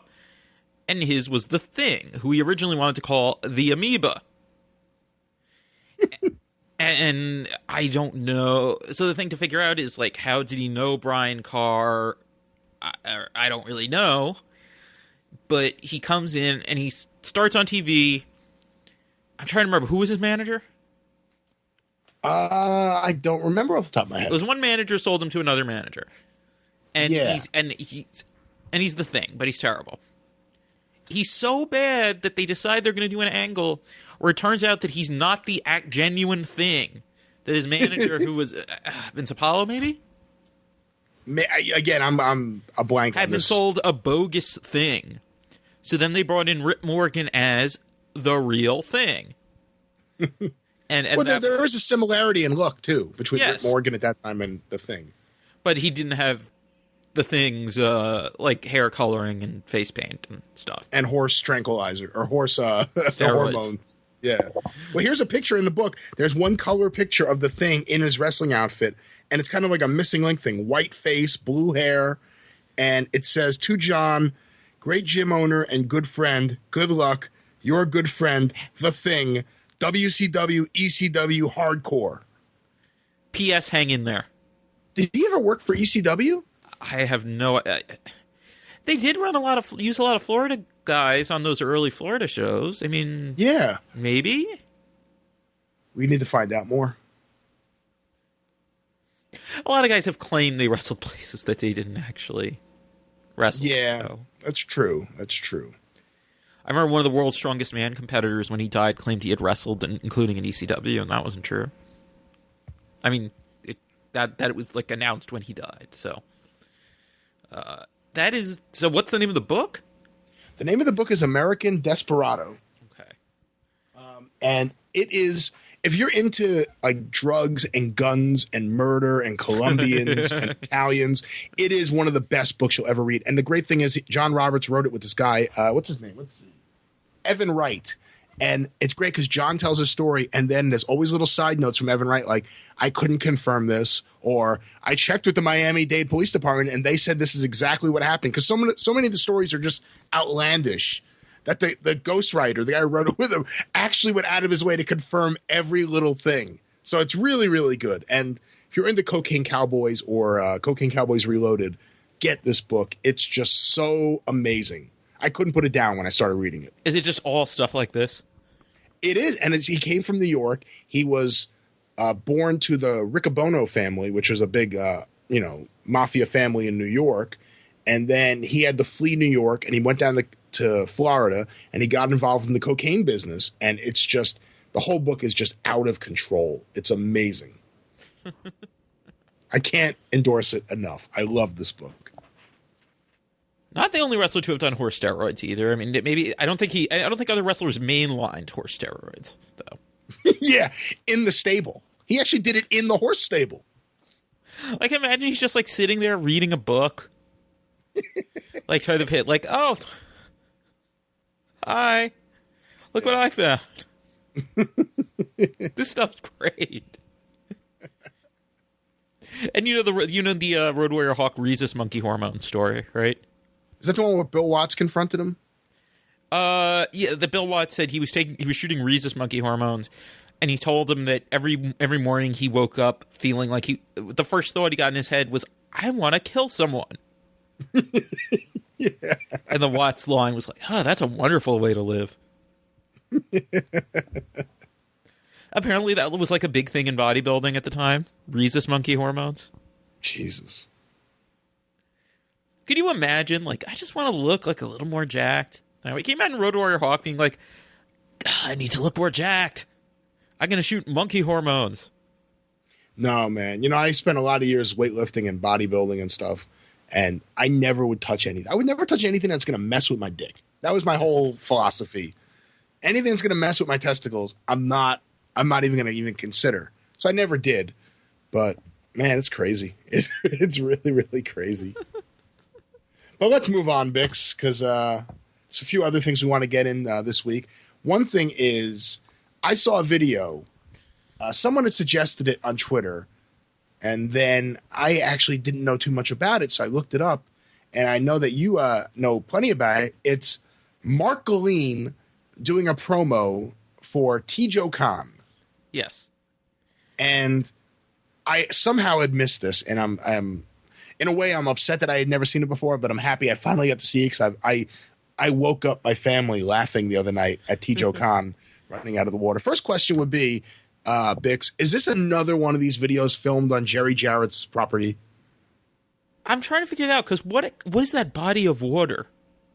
It was a lake. I'm trying to remember. It's like I'm just going to assume that like every other Memphis video it is shot on Jerry Jarrett's property. Right. This video is so funny. Mark Killeen has this accent. Well, let's explain who Mark Killeen is first. So people if you're familiar with your late '80s Memphis, world class, USWA, and Continental, that whole kind of nexus of promotions, you may remember Mark Killeen as the Beast teaming with Terry Garvin, aka Terry Sims, as Beauty and the Beast. like Terry, he was a Bill Dundee trainee from the official Bill Dundee CWA wrestling school. But first, he was started in Memphis as a manager. For he was with the Rockers for 1 week or something, and then he was responsible for the Rockers turning heel, I believe. Something like that, yes. And then this happened because he brought in Tijo Kahn, and this was also when like a bunch of guys like quit Crockett were coming into or quit or were fired from Crockett came into Memphis because Manny Fernandez came in around this time, and I'm trying to remember, was Hector Guerrero in Crockett, or did he just happen to come in with Manny? I don't know for sure. He was Lasertron. Yeah, so he wasn't Crockett. Yeah. Yeah, so I wasn't sure if Lasertron was still there at this time. But I think he was, because 87 was when Lasertron was around. Yeah, he was at the Crockett Cup that year, I know. So you have these three. I'm trying to think if there's anyone else all coming in from, I guess getting, I guess Manny left. Guessing the other two got fired. Were T-Joe and Lasertron in Kansas City, or were they in Crockett? I mean, I know he owned Kansas City at the time, but where were they? Well, he didn't. He was sending talent, whatever it was. Tijo Kahn, I think, was in Kansas City. Hector, I'm not sure. Okay. So anyway, so Mark Killeen is a manager in Memphis, and his shtick is he talks like a guy from community theater, and he dresses like him too. Yes, he looks like a mix between 1984 Mark Anthony from Van Halen and 1994 Dave Shearer from Philadelphia. He's just a funny looking guy. You're just trying to get me more heat. Yeah, and he's got this jacket. He's got like this suit on, and he's got a jacket draped over his shoulders. And at one point during the interview, it falls off, and he just no-sells it. It's beautiful. And he does these 2 interviews about Tijo Kahn coming. And again, I don't know, the setting makes it a little funnier to me. He's standing in front of a lake. It's just like, it's a very peaceful, tranquil setting. And then there's this man talking about how he's bringing the great Tijo Kahn in to destroy everyone. And then the first video, he just talks about it. And then a second video on here, Tijo Kahn emerges from the water. And I cannot in any way do this justice. This may be one of those things we have to I don't know what we have to do with this. Even if we played it on here, they wouldn't be able to see him rampaging out of the water. Tijo Kahn runs out of the water in a manner that's almost like a fish. If you take a fish out of water and it flops around, he's rampaging, as Bix said, out of the water. His knees are up, his arms are up. I've never seen anyone, and I lived on a beach my entire life, I've never seen anyone exit the water in this way. He runs out of the water like this. Except maybe if they had stepped on a jellyfish. If they've stepped on a jellyfish over and over and over and over again, maybe. But he gets out of the water, and now he's on land, and just for no reason at all, he just turns around and starts running away. And it's clear that they shot this at a different time than when they shot the interview, because then they cut back to Mark Killeen from the House of Killeen, and Tijo Kahn just gets out of the water and runs away.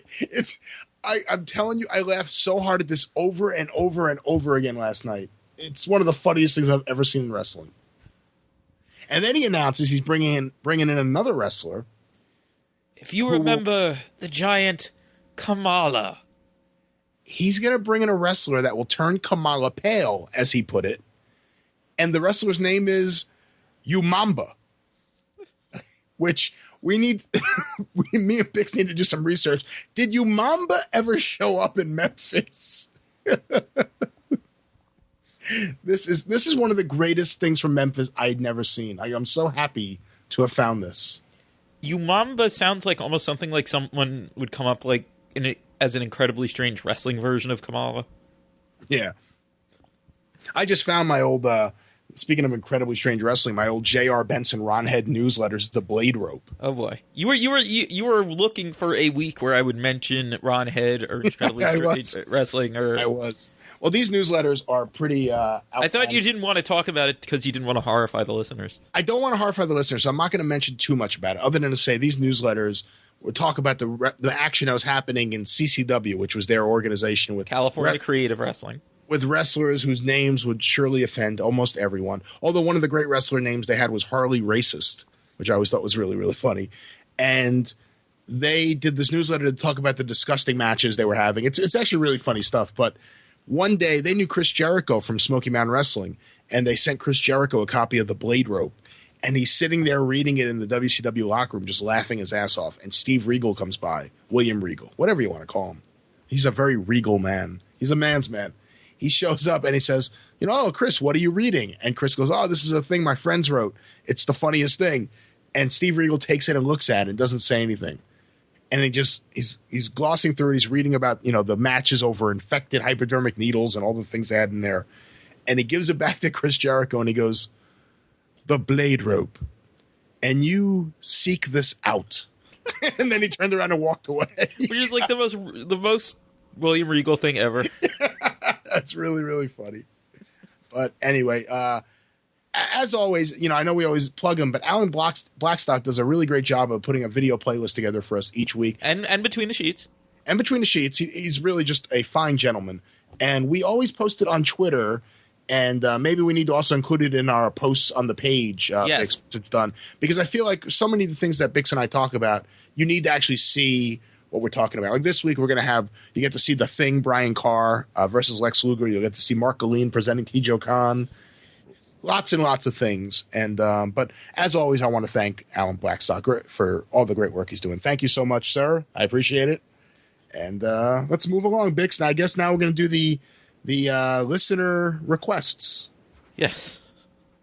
What do you want to start? This was your idea. You didn't even tag me on this, and then all of a sudden I see ML quoting you. Yeah, I wanted to. I was curious what people would want us to talk about. I mean, we have so many listeners now. It's really grown leaps and bounds quickly. And I was curious what anyone would want to hear. And we had some pretty cool requests. One of them was Southwest Championship Wrestling. When was the first time you saw Southwest, Bix? In any form? Yeah. That would be seeing that Cheap Herders match or video or whatever on Savoldi's ICW.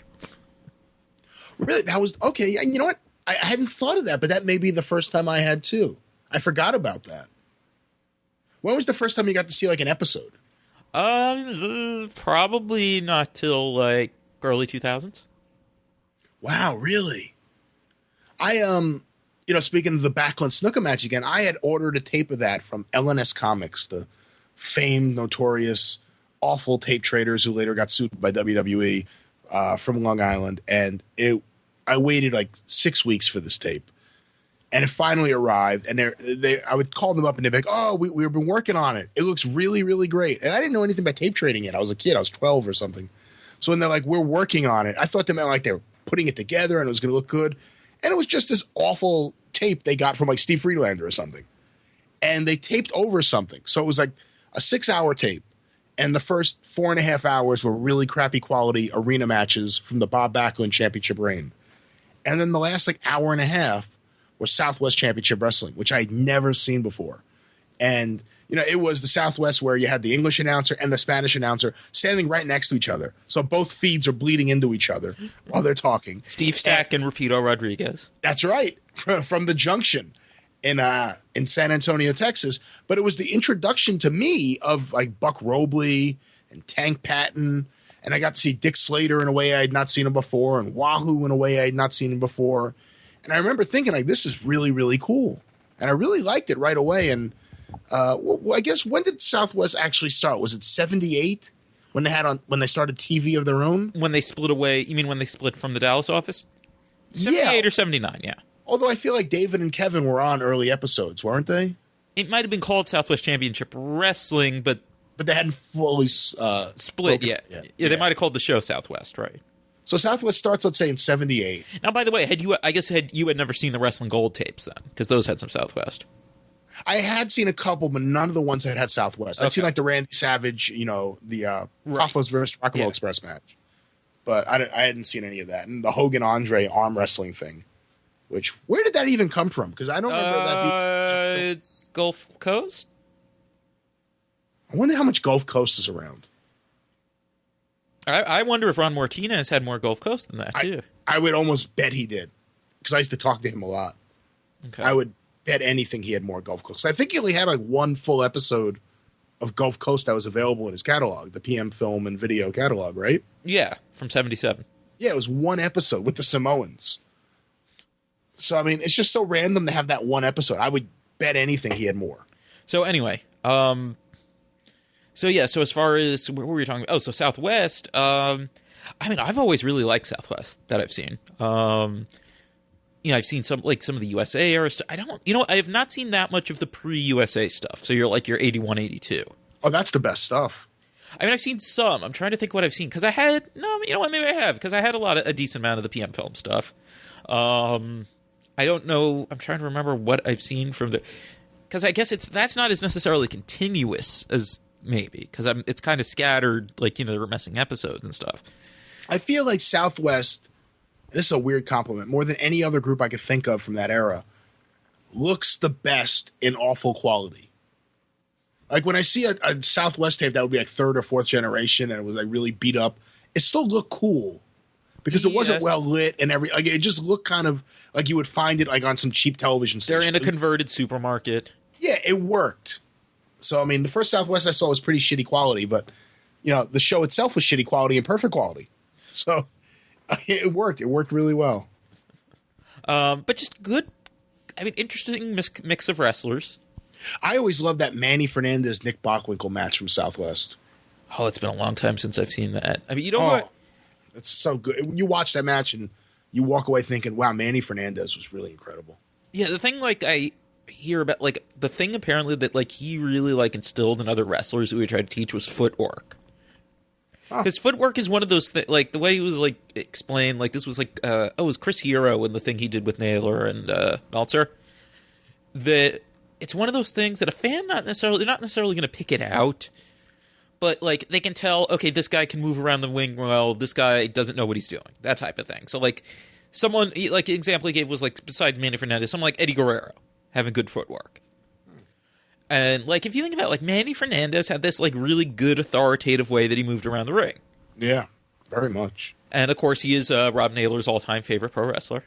It's funny you bring up wrestlers who or people who died pretending to be wrestlers. Manny Fernandez has been pretending to be the Miami Dolphins Manny Fernandez for his whole career. Did he always do that or just later? I'm not exactly sure. But that was always the story. And I always thought Relampago Leon was very good. Yeah, and right. He didn't work anywhere else, I guess. But you got the USA stuff is interesting though because you have your Adrian Adonis as the real world champion or whatever, and honestly probably doing some of the best work of his career. Yeah, definitely. It's just a shame it came to an abrupt halt.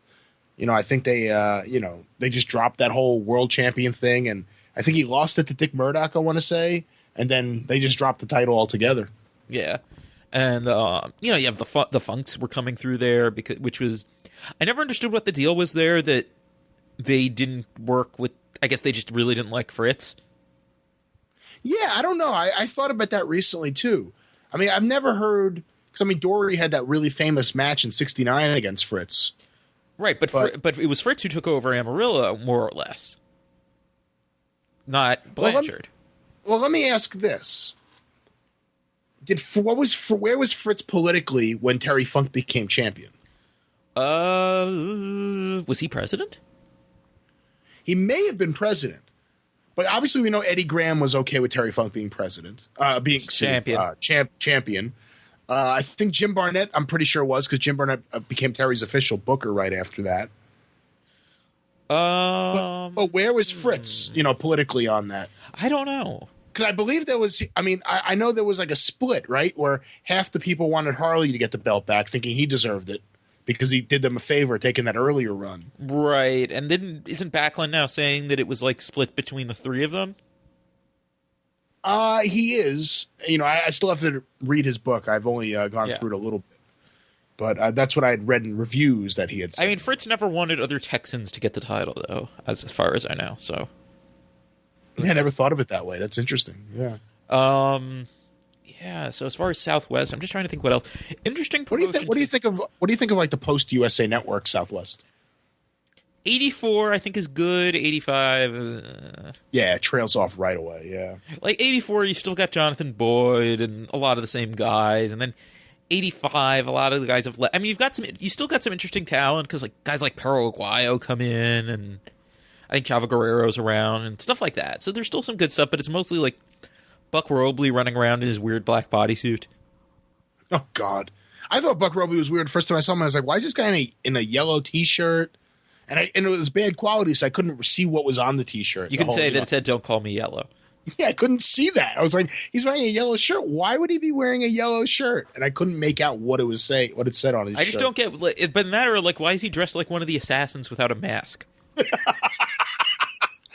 I never thought of that. But it's.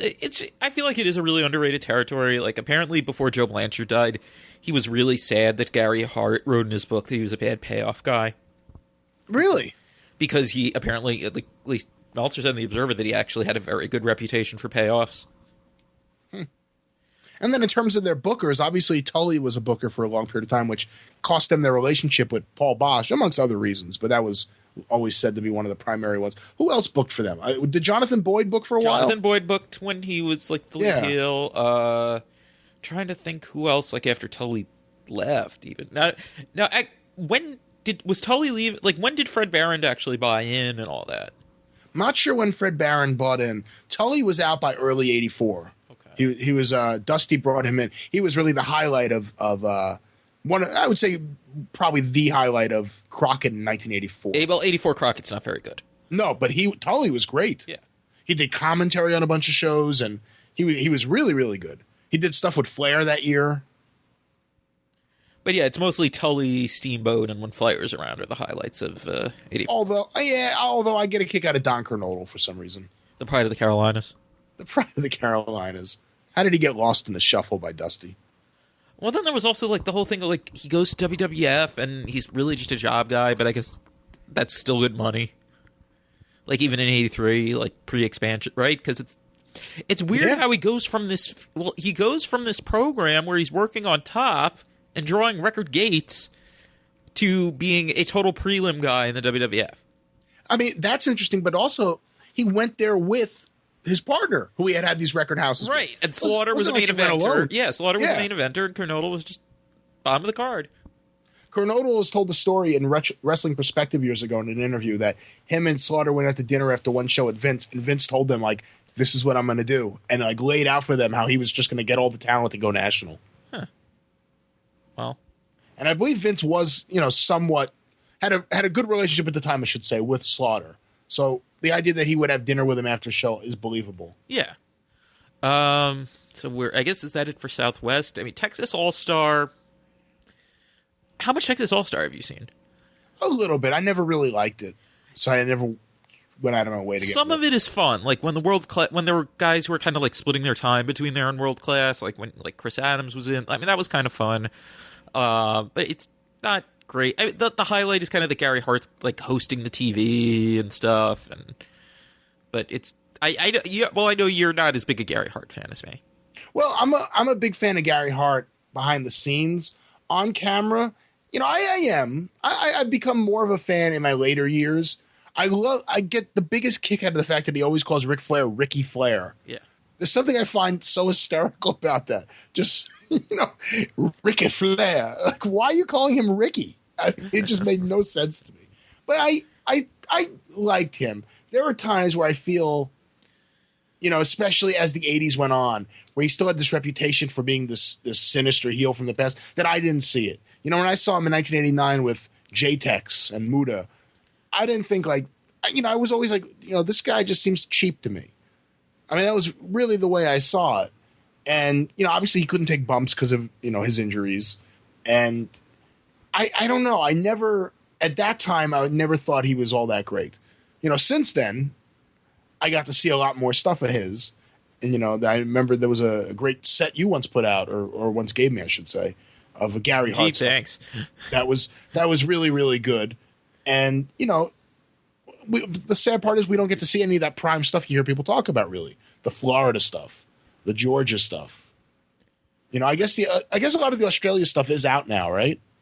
There's not that much. No, I mean, there's just whatever came out on home video, and I think there's very little of him. Okay, yeah, I was going to say I wasn't sure how much he was on. I've seen Big Bad John on those Australia things. That guy met an interesting demise. His daughter posted on Wrestling Classics like a year ago. Really? Confirming. I wish now I could remember exactly what she said. Just there have been so many rumors about how he died. She went on there to confirm exactly what happened. Yes, he was shot to death in a bathtub. No, I think it was just like he drank himself to death. Okay, so he was not killed in a drug deal, as had I don't been rumored. believe so. I think it was Jim Wilson who said that. Oh, well, former NWA champion Jim Wilson. Actually, well, yeah. So you've never read Chokehold, though, right? No, I still have to get Chokehold. At one point, he says that Big J and John tried to slip him a Mickey. Not that way. The bicentennial baby? Yes. That was just Big John. He wasn't bad. We missed out on having Big Bad John versus Bad Leroy Brown. All right, moving on. Before we get too sidetracked, since I think we're trying not to do that in this segment.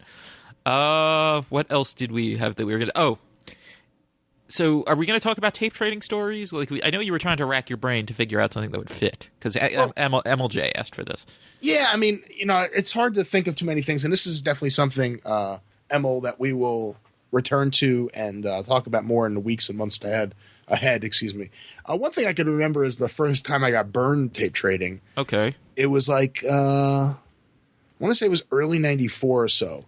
And there was this guy who got in touch with me. Or no, I got in touch with him because he was in the Observer readers page. Was he asking for Tracy Lord's videos?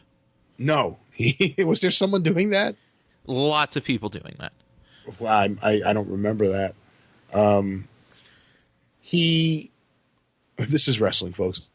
This guy was like saying like he was looking for, I forget what he was looking for, but he had Georgia and Old Observers to trade. Okay. And that's what I wanted. I wanted Old Observers, and I wanted to see Georgia Championship Wrestling, complete episodes with Piper.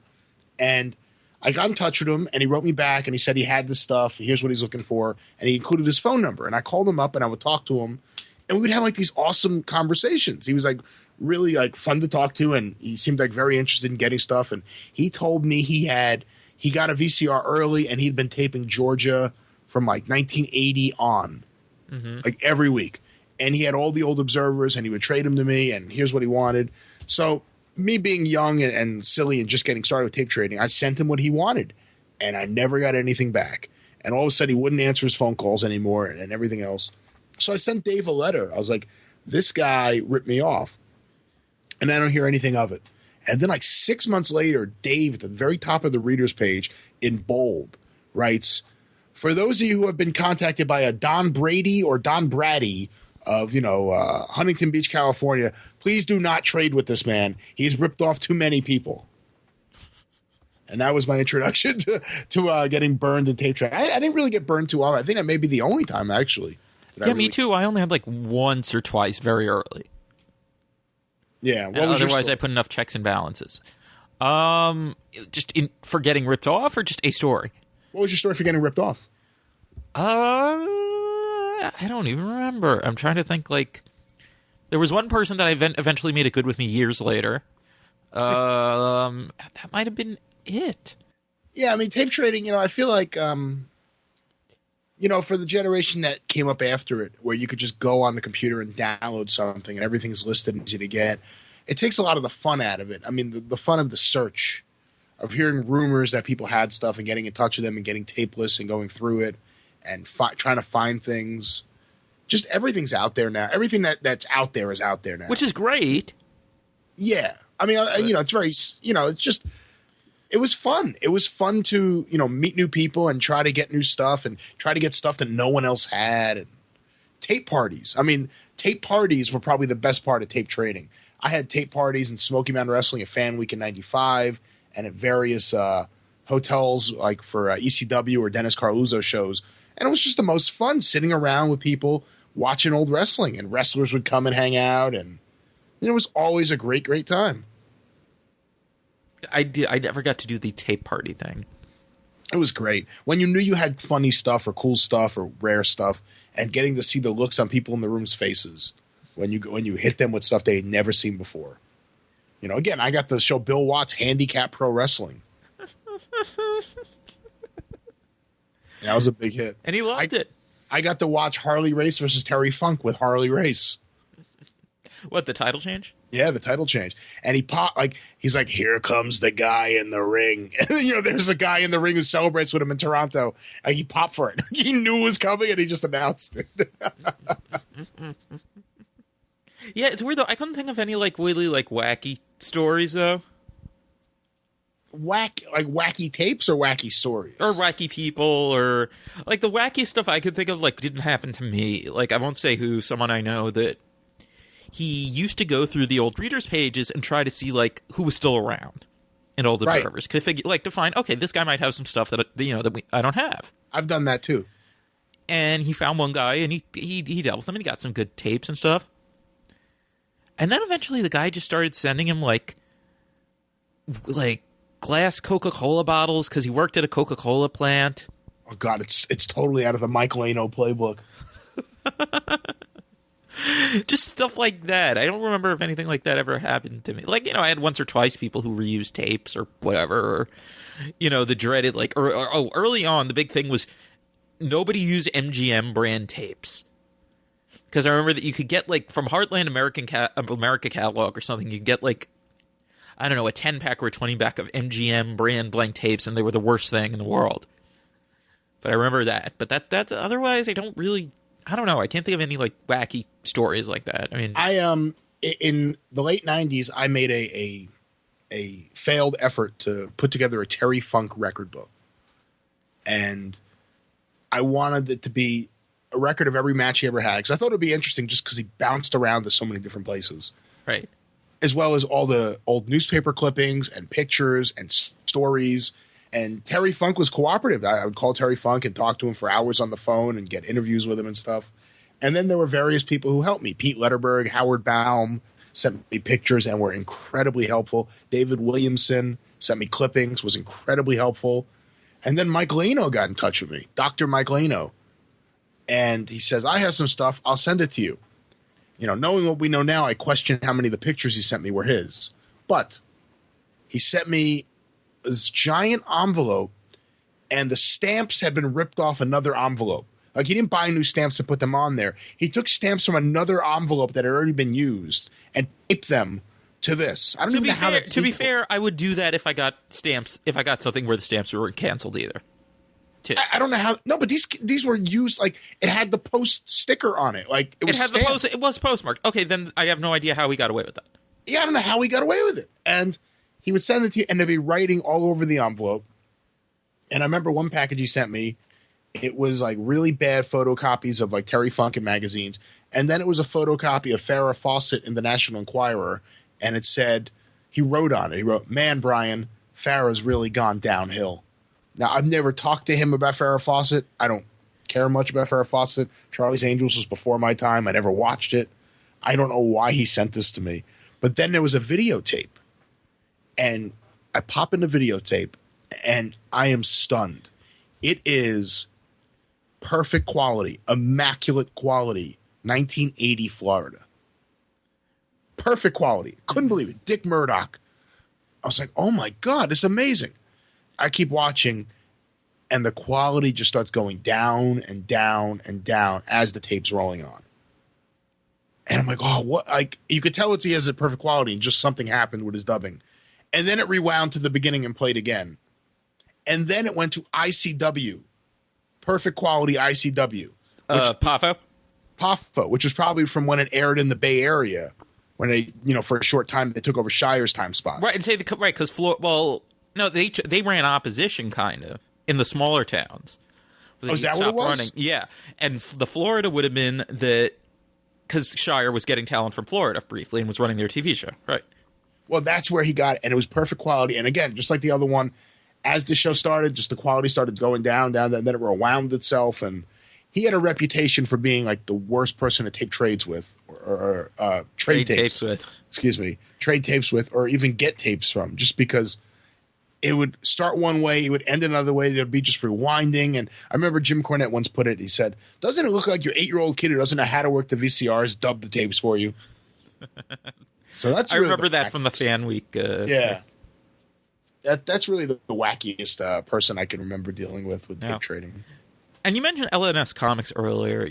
I never got any dub tapes from them, so I can't attest to that. The only tapes I bought from them actually was when they were selling. They had a bunch of the mid to late 80s Crockett videos for like $10, the real ones, and I got a couple of them there. Yeah, and sealed. Wow. Yeah, or at least one of them was, and. Yeah, and I got, and I would get, action figures and magazines a couple times I went there. And I think do you remember when the other LNS Comics opened here in Long Beach? Oh, I hadn't thought about that in years. I think so. Now, were you like me and you were like, oh my God, it's another LNS Comics?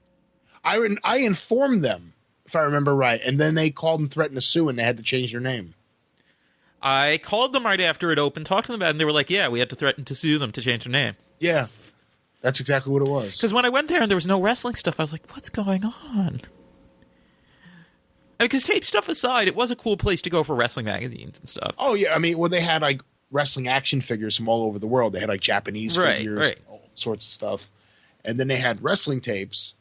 It's just that everything was awful quality, and they were dubbing them one after another. And then the year that Jerry McDivitt went after Feinstein, he went after Feinstein and LNS Comics at the same time and sued them both. See, I've never heard that from anywhere else that this happened in the 90s, that WWE went after Rob. Oh, yeah. It's I saw it online once, the actual – someone got the actual file. Or complaint? Yeah, I've never seen this. Oh, I definitely saw it. I saw the one for them and the one for LNS Comics. Huh. Okay. I need to find this somehow. Probably 94, 95. Okay. I would say 95 probably if I had to guess. In Federal, I don't know. I think it was right before Rob became RF Video. I always figured that's why he created an actual business, was because he had now been threatened. To insulate himself? Yeah, exactly. Okay. And anything else that we going to... There was one other thing, I think, right? Yeah, I mean, we are running pretty late, I'm sure, now. Yes, we are, very.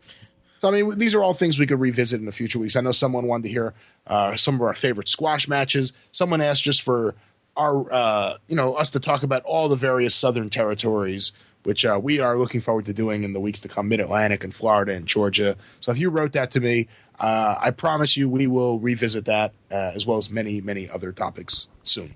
Yeah, shorter than last week, though, so we're getting back to normal. We're getting back to normal, yeah. We're getting a little too close to the between the sheets length.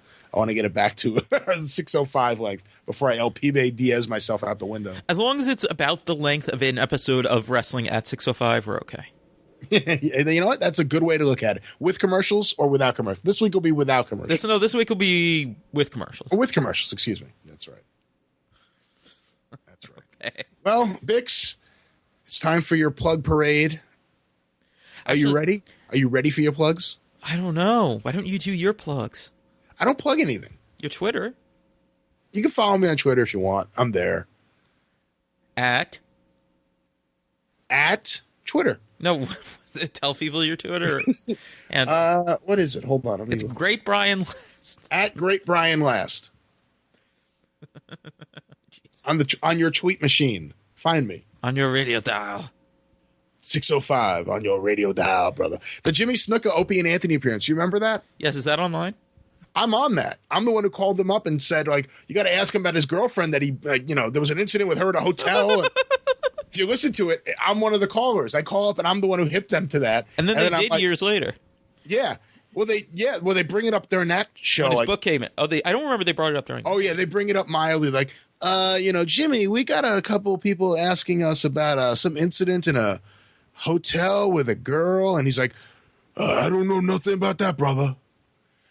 So they did bring it up. It was me, and then one of the other callers that night was that day, that afternoon. It was an afternoon show at the time.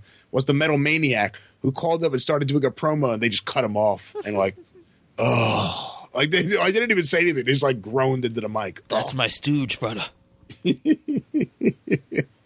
And the whole on your radio dial thing, for people who have never heard it, they tried to get him to cut what's the term? Sounders? They tried to get him to cut a promo for the promos. Show. And they didn't realize he couldn't read. Well, even if it wasn't just that. He just couldn't do anything. He was like, I am here on 1027 WNEW. They're like, we just call it 1027. 1027 on your radio dial. Brother. Okay, brother. That's how we end. Actually, before I get into my plugs, Dave Prazak loves the Snuka Feinstein shoot interview, where everything, so it's Feinstein, so everything's what are your memories of? What are your memories of this? What are your memories of that? And then I remember that interview. Oh, yeah, I've seen this one. Good memories, Those are brother. some real good memories, brother. And then, okay, do you want to talk about what happened at the George Washington Motor Lodge? I don't want to talk about that, brother. Plugs. Okay, let's see what we've got. This week's Between the Sheets, we've got Not That Tom Green talking about 1994. Tom breaks the show. What I was going to say irrevocably, but I'm not sure that's the right word. Irreparably. There we go. Breaks the word irreparably with lots of discussion about appendages. Oh, boy. Dragging me and Chris down into the gutter. Let's see. New Fighting Spirit is coming out, I think. Let's look at the date. I think that's next week. I've got a editorial thing about why I'm not necessarily optimistic about WWE, even with the new potential hirings for this year. And also, I did an interview with Dr. Tom Pritchard for the Training Ground section, which is good, although Young Bucks fans may not like it. And Figure 4 Weekly this week, I have a thing, because it's the 15th anniversary of... the day this comes out, the day this podcast comes out, actually, is the 15th anniversary of the WCW Sin pay-per-view, with Sid breaking his leg. Ooh. So I kind of went over what Sid alleged in his lawsuit against WCW and all that, and what he said about his wrestling acumen and, being skilled and that type of thing. And Bix, I feel like you should take all your Figure 4 stuff eventually, especially the Hogan stuff, but even this stuff, and just make an ebook out of it. Well, I think I'm going to do a Hogan ebook in general, but that'll be probably more chronological. I think you have to. Yeah. And so what should I say about my special, because it's going to be out before the next show. So what should I say about the thing that I have coming out Wednesday? Because I still want to build some suspense. I don't want to give away what it is yet. Bix has something really big coming out next Wednesday on a major not website. As appendage, but there's something else really big. Oh, great. Coming out. See what I did there? Phrasing. Yes, an article, a long article, phrasing. At least I said article. Yeah. Really, did you actually get to read the draft? I did. I think the people out there are going to really dig it. I thought it was great. Okay, cool. You're on a run of writing really good stuff. I'm going to once again plug it. Fighting Spirit Magazine, the issue that's currently out now. Bix's article about Nick Bockwinkel is fantastic, and it also has a really great article by Jim Cornette about the end of Smoky Mountain Wrestling. Everyone should read those articles. If you're a fan of old school wrestling, classic wrestling, read those articles. Support that. Fighting Spirit Magazine, available everywhere you get your magazines. Or I'd say that's probably not true, but in the UK, in the UK you can get it at WH Smith's, among other places. In the US you can get it at Books A Million, maybe some Barnes and Nobles. Best way, if you're not in the UK though, is to get it online, either through the website as a download or as a physical copy, or through their apps or through Pocket Mags online. Yeah, you can tell my nose is getting very stuffed all of a sudden. I think Sudafed sounds like it. Yes, as I told you, to get the real Sudafed, no Sudafed PE. I don't know. What? I think I got the real Sudafed. No, you had to get it from the pharmacy counter, right? Oh yeah, I did. Yeah, that's the real Sudafed. I told them Bix sent me, and I got 10% off. No, that's at luchashop.com. Coupon code VIX. I guess that's it. Oh, and I did want to say, though, also in Fighting Spirit Magazine, as it is every month, not me, but since you were mentioning it, that John Lister has his Greetings Grapple Fans column where he profiles a different British wrestler. Usually, older British wrestler. This month it's Cat Weasel. So I just wanted to get that out there. Cat Weasel. Oh, cool. Okay. So, yeah, I guess that's it. Time to say tally-ho? Tally-ho! And follow me on Twitter at David Vix. Tally-ho! Tally-ho!